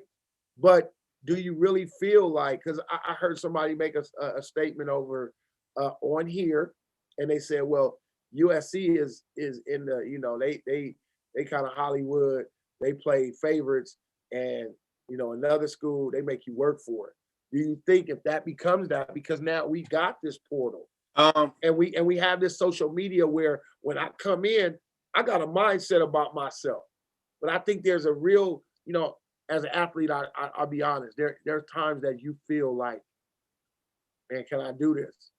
I was in camp with, hey dude, I call Steve Nash every little slow white dude in the world. He can't play until I got to camp with the Suns, and I have no problem saying Steve Nash at my peak, 5'10", 190, super quick, jump out the gym. Dejan, 24 years old, play with the best, nice mid-range game, made me get in the car after 2 days and go, I don't even know if I could play. Like, he good. You know what I mean? Like, the reality hit me hard. You know what I mean? So do you think that, and it was like, I literally needed Danny Ainge when he came and said, hey dude, Dejan, keep coming, come back tomorrow. You know what I mean? I was like, thank you. Because you start thinking in your head, like, at what point do you feel like you ever had that? A little bit, but see, so like, in my era, we didn't get to read about all these people. We heard about a few guys, but every day you showed up, it was like, who are you? Like, let's go, let's work. Like for me, I there were times when I questioned, could I play on the same level as a Keyshawn Johnson? But on the inside, I really knew what my weakness was. I didn't catch the ball well in college. I just didn't. And when the ball was in there, it was like, is he gonna catch it? Is he not? We know he can run, blah, blah, blah. And I knew that. LP, and I didn't really work on it. I didn't know you was a 50-50 guy. Not 50-50. I wasn't 50-50, but I mean, if you're not catching the great ones and you drop the easy ones, I mean, they'll throw you into that category sometimes. And I wasn't that guy. I mean, I could catch, but Keyshawn could catch extremely well. And I didn't work on it until I got older, after he was gone. So I couldn't really complain, but I knew I could play. And I knew just like I was on the other side of Keyshawn. So I always knew inside that I could play, and I didn't let nobody tell me I couldn't. But I also knew what my weakness was. But I still kept fighting. And unfortunately for me, I got hurt, you know, in the middle of my time at USC. So once Keyshawn left, I didn't really get to shine. And then obviously RJ Sauer came in. But even when RJ came in, RJ balled, man. RJ, his first play from scrimmage, he went for 80. First play from scrimmage, he went for 80 on a post.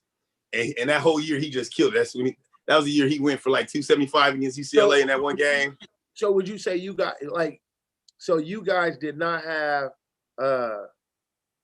you didn't have those type of egos where you actually. No, we have them. Yeah. Okay. We have them. We had it on the inside, but that's on any team though. Any team has those. Like we all everybody that I played with at USC, all of us receivers, we all got an opportunity to play in the NFL, so we all could play. But there was times when we looked at each other in the locker room like F you on the inside. We never said it to each other, but we didn't like, I don't like you, man. Like coach gave you more time this week. You know what I'm saying? We never said it. It was never spoken. And that's but it was like that. That's what I mean though. Like you being a man now and being older now, you make that statement and you say you knew it. I think the reaction of the kids today is I'm getting dogged. I don't like it. No, like, it's not getting dogged.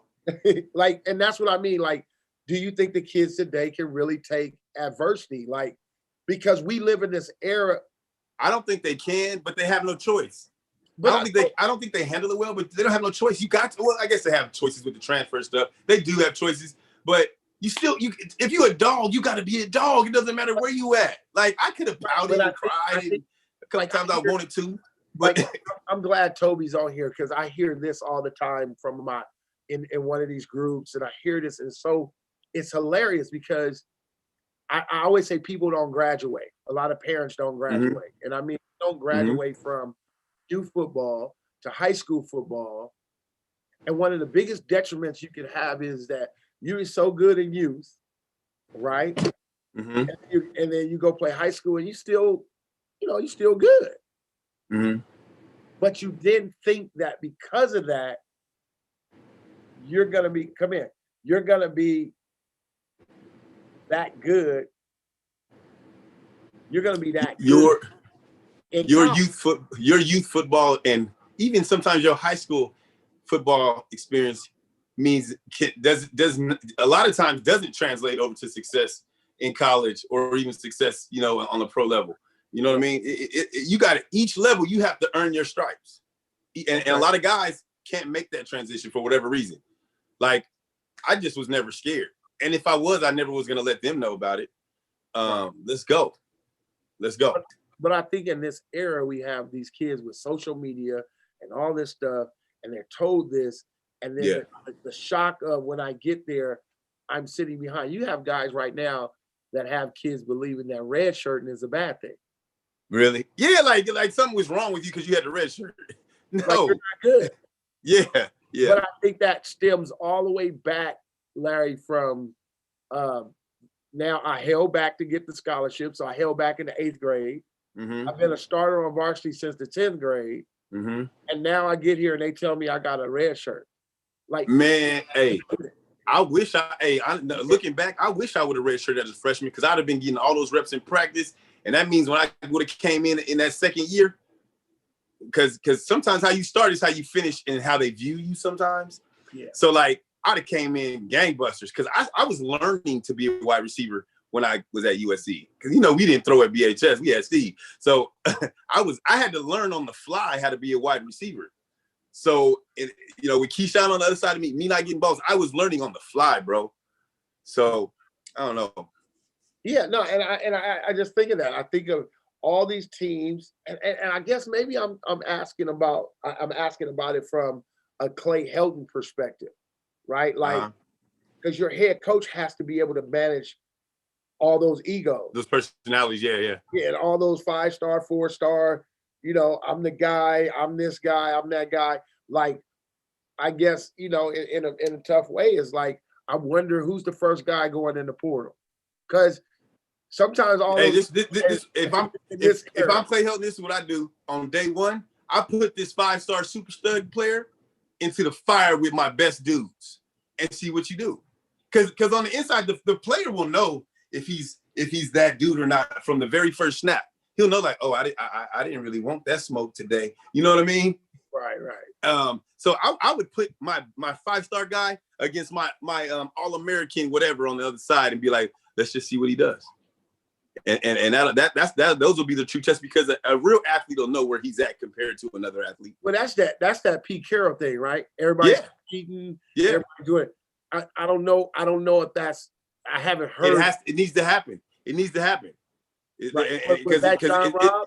Was that Coach Rob? Was that John Robinson? What? From day one, I went in with this. I went in with the number one DB, and first couple plays, he dumped me on my ass. Like that's what happened. But I learned, and then next time he didn't dump me. I stood him up, and then a couple times I dumped him. So, and this is as a true freshman. So you learn real quick. You learn real quick, man. That's where it's. That's where it's at in that competition. I got to get Bruiser on here and talk about that too, because I think we are in an era where a lot of coaches feel like they have to, like where your era, they don't feel like they got to cater to that. Hell no. Right? No. This era, I think just, I mean, you got. Matter of fact, in my era, they expected you not to be ready. Right. And in this they almost expected you not to be ready. Because it was, but we hold back. We hold back, double hold back city now. And so that freshman is really 19. Like, how old were you when you got to SC? 17. Okay. It's very I turned 18 right before the first game started. In September? August? No. I turned 18 in July, but the first couple days of practice, I was still 17. Yeah, my son went to Nevada. He turned 18 on his birthday in Nevada in April. Oh, really? Been there. I mean, he's only about to be 19 now. Oh, okay. Right? Yeah. Isaiah's turning 20 now. It's a 20-year-old freshman who, when you tell them they got a red shirt, they act like they about to be granddaddies when they finally come out of school because mentally we've put them in this position. The reason why I'm holding you back, son, is so you can play in high school and get a D1 scholarship, and in their mind, you're gonna step right in and be able to play. Well, no, because that dude's 22 or 23, and he been a part of the program. And my saying is this: if your heart pump Kool-Aid, it's gonna pump Kool-Aid. It's gonna cool either way. Either way, you can hold back, and we gonna find out if it's Kool-Aid in there or not. You know what I mean? So, and my heart, I just thought I was a dude no matter what, and I wasn't the most talented, but I don't care who was in front of me. I was gonna compete. It didn't matter who was in front of me. Who was that? Who was that DB? You remember? So when I was there, it was John Herpin. John Herpin. You remember John Herpin? No, I don't remember him. Pretty boy, light skin, mix. He's from Texas. You let Elder Barnes dump you that first time? Man, he was strong. He had grown man strength, man. And then what's his name? Man, Gerald Henry. Remember Gerald Henry? Little buff Gerald Henry. Oh, I remember Gerald Henry now. Big breath, hot breath, Gerald Henry. Hey man, hey, rest in peace to Gerald Henry. But hey, that boy was strong. That boy, me and him used to have some battles. And of course, me and Brian Kelly came in the same class. So it was from day one.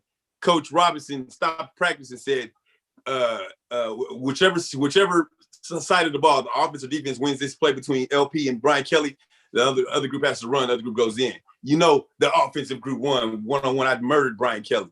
And I wish Brian was on here to tell hear you say that, LB. Hey, get Brian on here. He'll tell you. I murdered him on a stick post. A bang post. Murdered him. Hey, shut the practice down. I know BK let he won't deny it. He know what I'm talking about. He will not deny it. I gotta get Dalen on here. Well, he came later. Hey, matter of fact, if you can get Brian on here, let's get him on here, man, because you know Tampa Bay and the Chiefs this weekend. You know what I'm saying? All right. Hey, you know what? We gonna do it. Lamont said usually the kid is a reflection of their parents. Parents need to slow down and trust the process. Right. That's true. And that's true. I don't think Toby was on here earlier when you gave the respect. what was your thought about the Oregon USC championship game this year? Like, were you hurt by that game? Do you think SC had it? It just look. Man, I'm telling you, I just felt like the Pac-12 is down, man. We just don't look like we don't have no pop. We don't have no do. It just don't look right. It looks like Mountain West football. It was bad. It was bad. It was tough watching that. Mountain West like that. We were good this year. Oh, okay. We was a good Mountain West. We was a good Mountain West looking squads from the Pac-12, man. It was kind of embarrassing to watch the Pac-12 a little bit. But I know we got the dudes. We just I don't know. We got to. I can't put a finger on as to why we're not having success as a conference, because kids are kids, but our kids just, I don't know. It's like they're worried about other stuff. For real other stuff. So I sat with Max Williams about 2 years ago before his son had got there. So Max been there 2 years. So this was when he was going to SC, and we sat at an SC game. And I sat with a family at an SC game, and this young guy had to be about a junior at SC, told me the problem with SC, and I want to know if you agree. He said, "We have not been good." I want you to hear what he said. "We have not been good and will not be good until we get a number 55. And I said, "What do you mean?" He said, "We have not been good until we get somebody to wear that number." He says, every time we have a 55, we can go. And they just don't get that number to anybody. And so he started talking about Willie, Junior Seau. Did Seau wear 55? Chris. Yeah, Chris. Chris Claiborne. Yeah. And he said it, and I said, wow. He said, you talking about a guy who used to come and sit here in his baby seat. And his grandfather is big-time alumni, money guy. Yeah. He said it drunk, but my grandmother said, drunk person speak a sober mind. He was he was like, you see a number 55 out there? I was like, nah. He was like, we won't be good till they give one. And I thought Baby Man was the guy. I thought you get that's symbolic of both sides of the ball. We need somebody on defense, a grown man like a Willie McGinnis type person. Because to me, Willie McGinnis is the epitome of what a football player is supposed to look like. Grown man, just tough as nails, just will knock everybody's head off. Is faster than you, will take your girlfriend, all of the above. You know what I'm saying? Well, he back. All of the above. All of the above. And then look at you like, what's up, cuz? What you want, cuz? You know what I'm saying? We need that guy on defense, and we need that Keyshawn Johnson type personality on offense. So let's go. I don't care what's going on. Let's go. Give it to me. Give it to me. You know what I mean? That mentality as a unit. And I think Lonnie Pumphrey got on one time and he made a comment to me, you know, Lonnie Pumphrey, I don't know if it was racist or not, but he just said flat out, when the last time we had a Polynesian running back, he was just hot. He was like, yeah. Well, yes, we don't have no Samoans no more. No, with the hair hanging out, Troy Polamalu with the, we don't have none of that. Walking around with the skirts on, campus all day. What's up? You know what I mean? We don't have that no more. We don't have that no more. Right. So I mean, I think, and this is why everybody is really excited about this class. Corey Foreman is definitely not Willie McGinnis. Willie McGinnis punked my whole basketball team one time. Willie McGinnis will punk anybody by just looking at you. He asked our whole team what set we was from, and we was like, John Muir Mustangs. I don't know what you're talking about. But when you think of that, I don't think you don't have that, but you have a Corey Foreman who is definitely, he has, he comes with all the package. I mean, they got a plethora of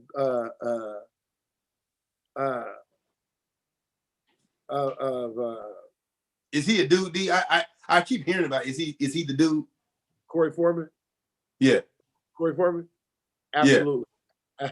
Okay. Absolutely. I was at Nike with him. He was a junior. Isaac was a senior. I watched who used to play for the Dallas Cowboys Utah?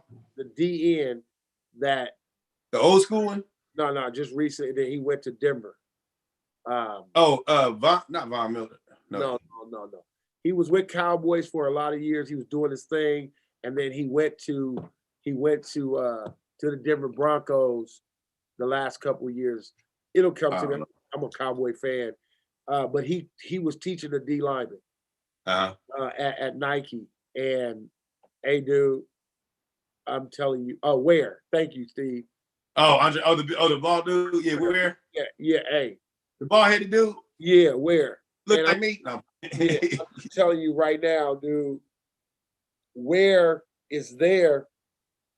And they're putting all the top. We had Nike, so they putting all the top O-line, whatever. They put Corey inside, outside. Yeah. Tremendously fast, athletic. Nobody can stick this dude. Check this dude. Dude trying to get his kick step and throw his hand out there, and he just to the ball. So he's like a Myles Garrett. Hey, dude, where stop, start jumping on. You know, when you get you guys, NFL guys, on a high school kid, like, oh my God, he went and got what's the dude Adams that plays for the Seahawks now, was with the Jets. The DB? Yeah. He went and got Jamal Adams, was like, you need to leave them DBs alone. Come watch this. This is what I'm talking about. Right. I'm sitting there watching these dudes like, oh shoot.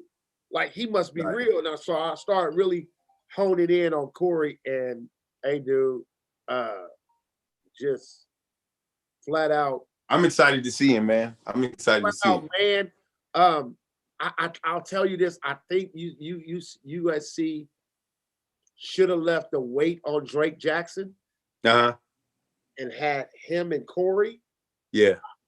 And we talking about something up front. Like, I think Dante has a whole lot of DBs that are, I mean, he's got some guys. I think everybody's really excited. And you said it today, and I said it yesterday. I said the first thing is going to be we're young. When they lose a game or so, so they got the guys, but they are young guys. They got a lot of young guys with a lot of hype coming behind them, and it's still the big question is LA. And Steve Bouchard just said something. He said a lot of distraction. A lot of distractions are a lot of distractions are that's part of it. Right? It's all the distractions have always been one of the problems at USC. I mean, it's just always something better to do sometimes at SC. It's like that.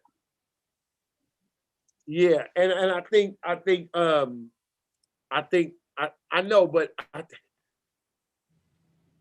when Pete Carroll done won, it wasn't no LA Rams. It wasn't that, you know what I mean? Yeah, the Lakers were terrible when they was there. Yeah. They were bigger. Hey, when Pete Carroll was there, and when Reggie and Ryan and Leinart were there, they were the bigger stars than the real celebrities in LA. I don't know. I think for real. I think the distractions now with SC are so much more than the celebrity of LA. I think it stems from, I saw a post yesterday, and I'm just going to say it. A guy said, 2 coaches from U football have coached most of these recruits. They ought to just give them a job. And that's what I mean from graduating. This ain't U football, dude. This is college football. This is somebody national championships with the Ducks and the Super League and all that. Right. They're going to come play college football. And you can see on any given night, like you just said, Liberty University will come in here and smack your face because there's some dudes somewhere that want to play. So you can't, and that's the mentality that because he was good here, he's going to be good here. And that's the biggest distraction because, and one of the things that the SC has been, and me and Kerry talked about it, is that they've been down on is the fact that development. A lot of people don't think SC is developing guys the way, they should. And so they don't give them that. They don't, but it's SC. What does that mean though? Tell me exactly what that means. That means I mean, I know what it means, but like, Kerry played foot. I mean, Kerry. I mean, development. What? What? The lineman positions? What positions? well, number one, yeah. The DB positions? I mean, these coaches have developed players at other places. I mean, why? What does that mean? I think they think development means just it's an instant gratification thing to me, because you're not going to get an Elias Ricks or Daryl Stingley who can come in and play like that, right? Mhm. It's still development. And Yeah. I think guys think development means when they look at the draft, right? We got all these first rounders. SC got all these first rounders, or look, Alabama. But I can guarantee you this, and that's my question. It goes back to what I've been asking. Somebody brought up a valid point about Najee Harris.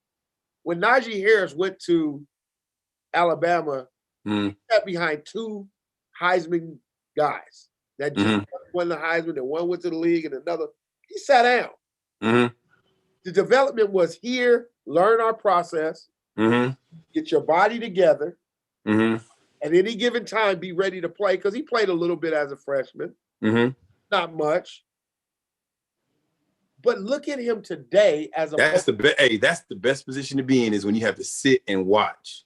Right? That's so the now, best. I didn't get that luxury. I came in and had to play. Well, Nick is developing. No, Nick has a plan that says, you're not coming here starting over these dudes who sat behind somebody, who sat behind somebody, who sat behind somebody. So kids are picking schools. They go to SC and they're going to go play. So if they didn't go sit and learn the process and spot play, did they develop? We don't know. But the first thing you holler is, they're not developing guys. I'm with you. How do you gauge development? Yeah. Guy, right? Yeah. And I mean, I know. I had to come in and I came in and played. I didn't sit, but I was also playing, watching, Keyshawn Johnson every day and see how he functioned and how he moved, and just so I guess I kind of learned by just being right in it. I don't know. I just don't understand that question, because all these coaches have been in the game for a long time. It's not like these coaches are new.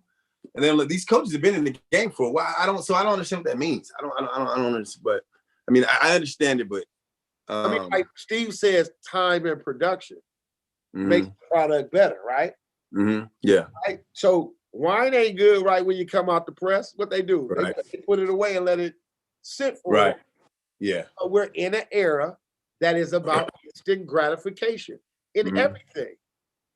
Well, a lot of these kids, especially these Southern California kids that come to SC, they've been hyped up, all through high school. They're the man, this and other. And when they come to SC and don't get to play, they kind of get depressed about it. You know what I mean? They get depressed. They're like, there you go. Like, I'm not as good as they look.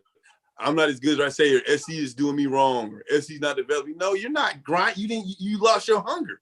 You know what I'm saying? You lost that hunger because the press, the writers are writing about you. You got more followers than the dude on the Rams team. Right. So the question, for real, becomes, I would want to ask Corey Foreman. My number one question to him is, if you had to go to SC this year in red shirt and sit behind somebody, would you do it? He would say no, because every other team in the country saying you're coming in to be my starter. Right. But if he'd have went to Clemson, if he'd have went to Alabama, he might have had to sit. Right. So more than likely he would have sit. He more than likely probably would have sit. Here's the question. So is it the coaches are not developing people, or is it the kids? This is what I mean by Clay Helton and the staff are pigeonholed by saying the only way I get this guy to stay here is give him this opportunity to play now and early. And that affects my growth of my team. And as a head guy, you can't run the asylum. You can't do it. Well, here's the deal, though. Here's the deal. I remember when I was coming out, Coach Donahue told me at UCLA, he told me, you're going to come, if you come, because I committed to UCLA first. He said, you'll come here and you're probably not going to play early because we got some guys that are really good. So you probably won't play. And that kind of pissed me off. It really kind of pissed me off. And Coach Robinson told me, he said, LP, he's like, we got a big time junior college guy coming in. It's big time. But if you can play, you're going to be playing too. and that gave me that encouraged me. So for me personally, it encouraged me to have the coach say he's going to give me an opportunity. But every coach, but giving the opportunity doesn't guarantee anything. You know what I'm saying? So you go to UCLA and you play every down early. Do you think that you are the same LP, or do you think because you went to USC battling with Keyshawn, Billy, and all those guys, who were the receivers at UCLA during the same time that you were there? Who were the UCLA receivers? Jim McElroy. Who's the white dude? What's his name? Danny Farmer? Was that his name? Yeah. Big, yeah. Just nasty runner, but bald. Was that Farmer? Farmer, yeah. You talking about the one Stokes? You talking about Farmer, whose son was just at Sarah, I think. Yeah, anyway, he was real good at UCLA receiver. It was Brian Adams. It was So you talking about B. Adams, JJ Stokes, Farmer. Who else? They had a couple other white dudes, I think, that was pretty good. And you had, So you had the little slot. None of which made it to the league. But JJ. Except JJ. And Farmer went. Farmer, he got picked up, but he didn't play. He didn't. I think he didn't get a year in. So and that's no knock on UCLA. I'm just saying, like, none of them played. None of them went to the show. When you talk about Billy went to the Broncos. I mean, he went. You guys had all these guys go. Hey, Billy's in the Hall of Fame. Where he caught the Texans' first touchdown catch from David Carr. Okay. He's in the Hall of Fame. He's in the Hall of Fame. Right. So when you talk about that from that standpoint, then you went to the right place. It pushed you. You got where you needed to go. JJ, obviously at that time, Stokes got a lot of. He was. He was the dude. And JJ. He was the dude. He was the dude. He did. And JJ ball. So again, that's what I mean. Like, if we start talking to these kids about, if we can really get, if we still can get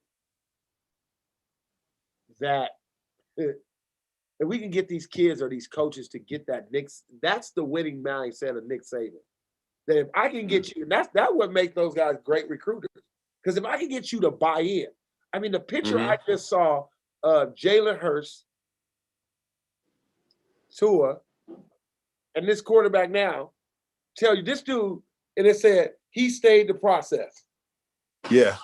He said now 2 guys are in the NFL, and now he's going to the NFL, and guess what? His body is not. What a lot of these guys don't deal with. Not banged up. Not banged up. He played 12 games. He's young. He's 12 games. And guess what? He can go high or he can go low and sit behind somebody again. And learn the process and go. What's your guy at SC? Didn't play a lot of SC. Matt Castle. Yeah. Sits behind Tom Brady. He tears his best rags to riches story in the history of football. He go get the check. Why? 50 of them. How do we change the mindset of the kids that it's because right now we don't teach it enough. Right? In our era, if you was the man, we knew you was a man because you was younger playing up.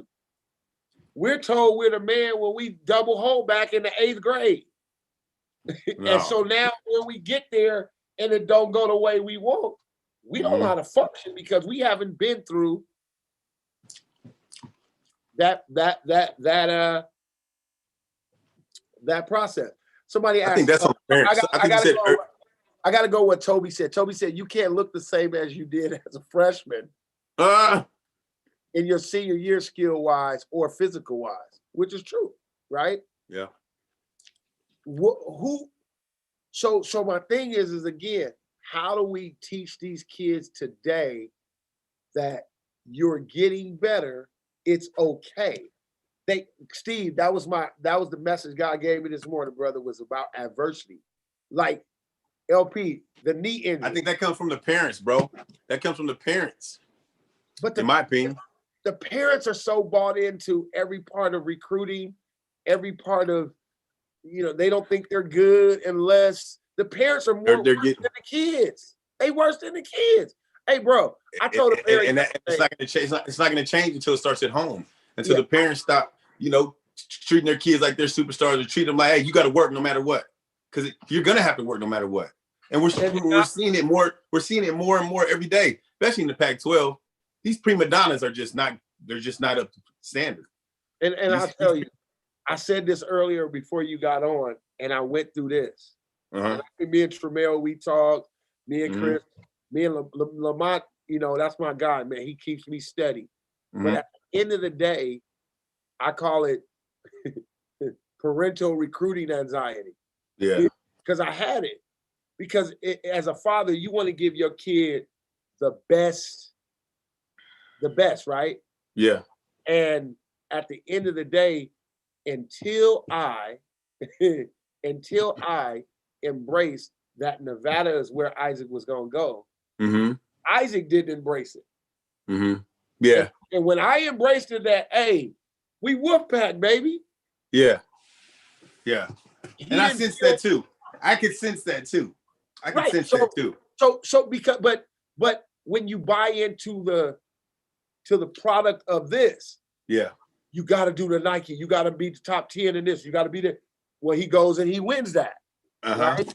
Yeah. And he goes and he jumps. Curtis Conway walks right over to me and like, dude, come on, bro. Yeah. And then you don't feel like you're getting your just due. You kind of you about to miss your blessing. Yeah. So the prayer for me, it came through prayer, and the fact was that was what God said. You got to embrace it. So when I embrace it, It's exactly what I just said. It starts with you. It starts with parents. It starts with parents. So when I embraced it, he embraced it. Yeah. And at the end of the day, if we all live through the fact that the adversities in our lives make us feel like we just hate the world, then we didn't learn anything. Right. We Right. didn't learn anything. The drugs that my mother was on and the background I come from makes me the person I am today, then hallelujah, right? Yeah. Yeah. Then that's what the kid got to be taught. Hey, this is only a setup for a comeback. You know what I Yeah. mean? It's Yeah. only this is only a setup for a comeback and the great comeback. I Right. laugh with Bruiser when I talk to him, and God allows you to keep things in your memory for a reason. And I remember him he telling me about his shoulders. Mm-hmm. And I thought he was done in Cincinnati, and then he went somewhere else. I think he went to Atlanta, Seattle, the Bengals, and somewhere. Mhm. I'm watching him run back kicks and all that, but it was the fact that adversity made us better, man. That adversity made us who we are today. And I think from us we have this statement that we say, and we have to really deal with it, and that is, I don't want my kid to grow up like I did. Does not mean I don't want my kid to have adversity. Mhm. Right? Yeah. So a lot of times in our minds, we think that adversity promotes growth. right. It just promotes growth. But when we say, I don't want my kid to grow up like I did, we're not talking about that. We're talking about some other things that we may have to do. Yeah. So somebody Yeah. wanted to ask you this. Who will be the better pro, Amon-Ra or Tyler Vaughn? I think they're two different receivers. That's a no-brainer. Amon-Ra, because he's gonna work his butt off. You think so? Amon-Ra is gonna, trust me take this to the bank. Amon-Ra is gonna have a 12-year career with 3 big contracts. No, 2 big contracts. You think so? He'll get drafted, whatever he makes from the draft, and he'll get 2 big contracts in his career. Guaranteed. Take it to the bank. One, he's gonna take care of his body. Tell them that, because they want to hear that. Keep talking, LP. So Amon-Ra is gonna have a 12-year career, and he's gonna get 2 big contracts. He's gonna take care of his body, and he's gonna work harder than anybody else, and that's why he's gonna play a long time. And God willing, if he don't get hurt, he's gonna play for a very, very long time. Tyler Vaughn could have a bigger upside, but I can tell Tyler Vaughn doesn't work because he still catches the ball the same as he did when he was a freshman. He's not consistent, and non-consistent pass catchers don't make it in the NFL. For real? Because there's a lot of dudes that can run. You really think? And he's not that big of a guy either. There's a lot of dudes that can run. So Tyler Vaughn, if he don't work on some stuff, he'll be out the league real quick. Wow. I'm just being honest. So It's a lot of Tyler Vaughns I thought Tyler in the Vaughn. NFL. I do see him catching the ball down the field, but I thought he was more of a possession guy. I mean, he has the potential to be, but he doesn't catch the ball consistently enough in key situations. And that's just for me watching from a surface level as well. But from what I see, he doesn't catch the ball consistently enough. And that's offensive coordinators cannot stand somebody that they can't consistently trust to catch the ball. On third down? Yeah, they literally write you off if you do it, if you consistently show that you don't have the ability to focus and do that. Wow. I was in that category at SC for a while until I worked on it. And then when I got to the league, I really worked on it. And unfortunately I just got hurt and wasn't able to, do my thing. But I was in that category, so I know what it feels like. I definitely know what it feels like. Alabama receiver, Heisman candidate. Woo! Is Boy, number 6, Smitty. Is he real? You know what it is?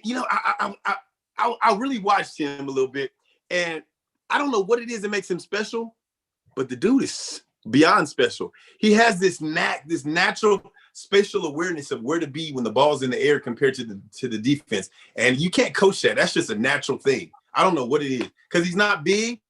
He doesn't even appear to be extraordinarily fast, but he knows how to create separation and find that spot in the defense where he's catching it and nobody can touch him. So I don't know what that's just a natural knack. I don't know what that is. What's up? So my question becomes then is that him or is that Sarkisian? So I've talked to Steve Sarkisian about the dude. He's at LP. I don't know what it is. The dude just has this uncanny ability to find open spaces in defense.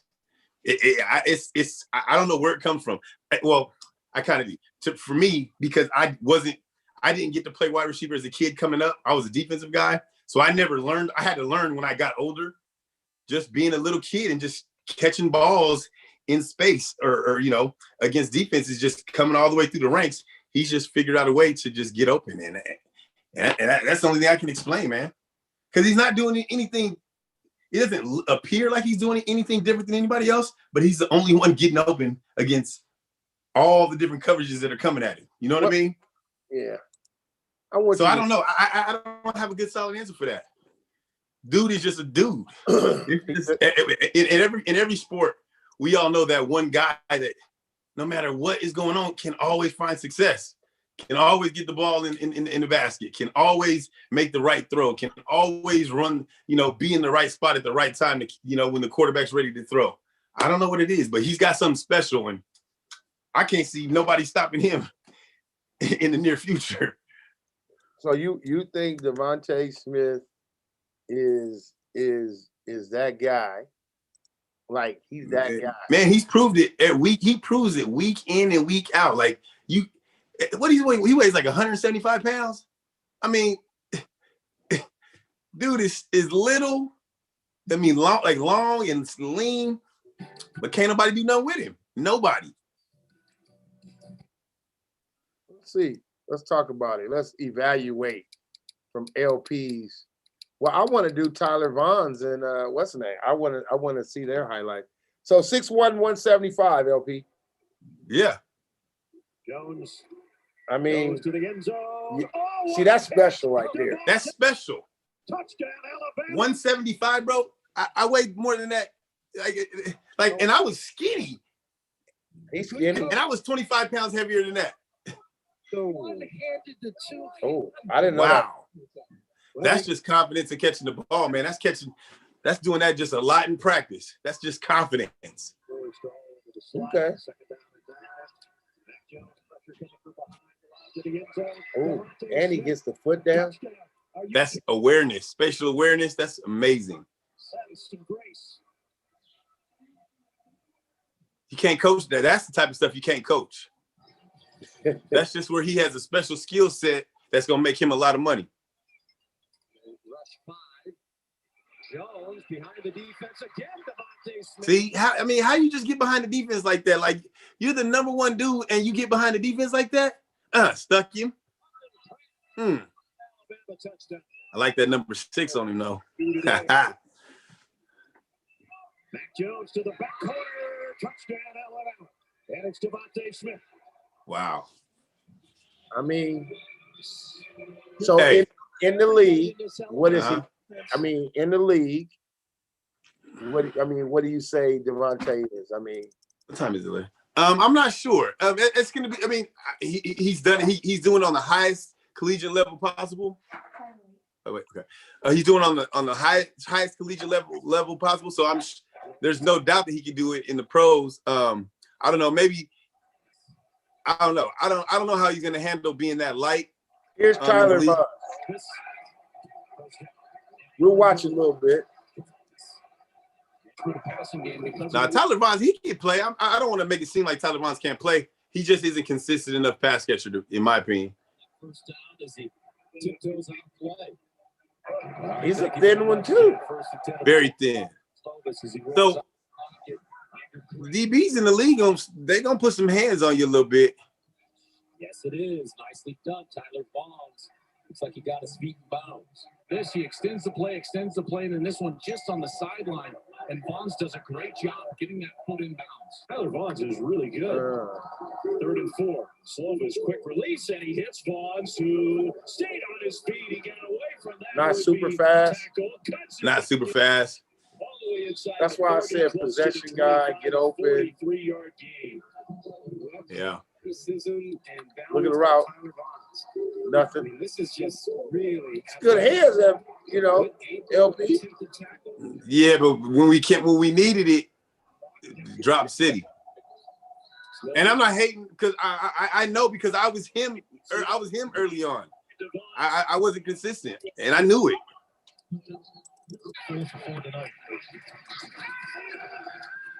Hey D, hey, I gotta run for real. I didn't realize what time it was. I gotta run. I got you, brother. But look, hey, it was good to chop it up with you guys, man. And and go with us. Yeah. Yeah, we gotta get you. I got Bruiser. I need Bruiser to come break down these running backs. Matter of fact, Bruiser, I'm gonna send you my son. I need to hear about it. LP. hey D, I'm gonna call you later, right? All right, but here, real quick. What's up? I know you got the Chiefs. What's the score? Oh man. Hey, this is a tough one, bro. Because we got So our you start. gotta call Billy Miller Uh-huh. tomorrow, Friday. Yeah, tomorrow Friday. Get Billy Miller on before. Hey, we gotta get BK. We gotta get BK on. I don't have BK's number. You got BK's number? I can get BK. I'll get BK. I'll call. Let's do it. Because that's Tampa Bay, Kansas City, right? Yeah. Okay. And Keyshawn too. He be on ESPN. He ain't messing with the streets tape. Uh-huh. I gotta get him. But who you got? How you got him? Man, so this is what I'm worried about. We got our starting tackle is gone. Claude got Achilles. BK's number. We're gonna get BK on. Claude, we need BK. Tampa Bay versus Kansas City. Streets take LP. Yeah. I'm gonna hit you when I get off.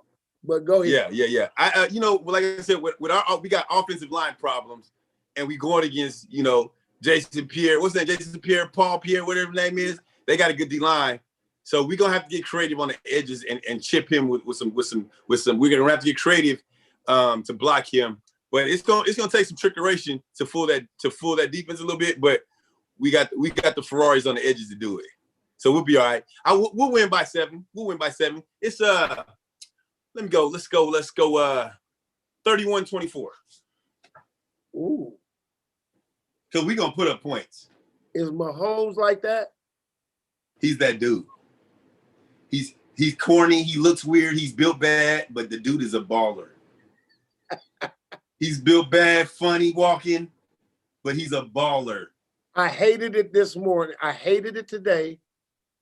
Stephen A. was first time I ever agreed with Stephen A. What about is that? anything. The topic was Mahomes at his career right now compared to Michael Jordan is better. I said, how do you compare Michael Jordan? His aura, his player, his all this. I said, stop. Ain't nobody around here trying to wear Michael Mahomes hairstyle. It's coming. It's coming. He's knocking on that door. He's a national star right now. He's not just like a central. Till I see dudes bleaching themselves, because Michael Jordan had niggas being cool with bald heads. Dudes walking on the court trying to be Mike. I got some Michael Jordan is right there with the MJs, the Michaels, the Magics, the But here's the deal. But the reason why Michael Jordan was like that, hold on. The reason why Mike was like that is because he was back then. They didn't market players like that. He was the trendsetter. Now everybody with an iPhone can get marketed. You know what I'm saying? So but Michael changed the game. He did. He's the godfather. The way you put your socks a certain way, the way you walk after you score, the whole thing. Yeah. I can't name. Come on, man. And you're right. Mike was is a trendsetter, but like I said, hey, he didn't want to hear it. He didn't want to hear it today. But today, high school kids can get more look than a superstar nowadays because he's got swag and he's got this. You know what I'm saying? A high school kid. Hey, well, I'll tell you this and I'll let you go. Buki will always be the most marketed kid I've ever seen in my life. Who? Buki. At Oklahoma? Yeah. Coming out of high school, I watched kids get scared of Buki when he walked. Yeah. He put his little. How's he doing? How's he doing in Oklahoma? He did well. He's gonna be a junior, right? No, he's leaving. Where is he going? Why? Could be U of A, could be Colorado, could be Utah. Not SC?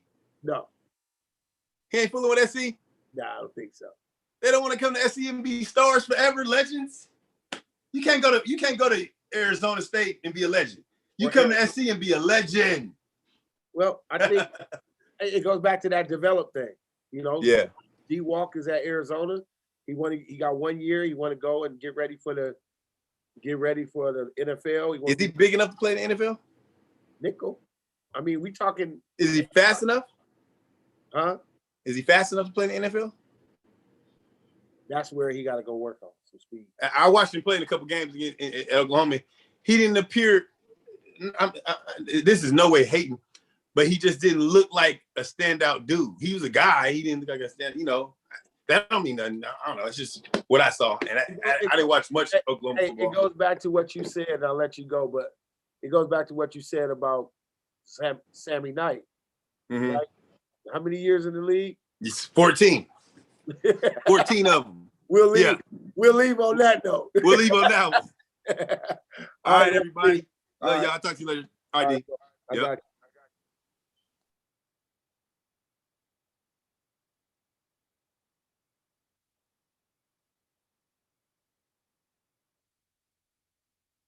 So, guys, man, that was LP.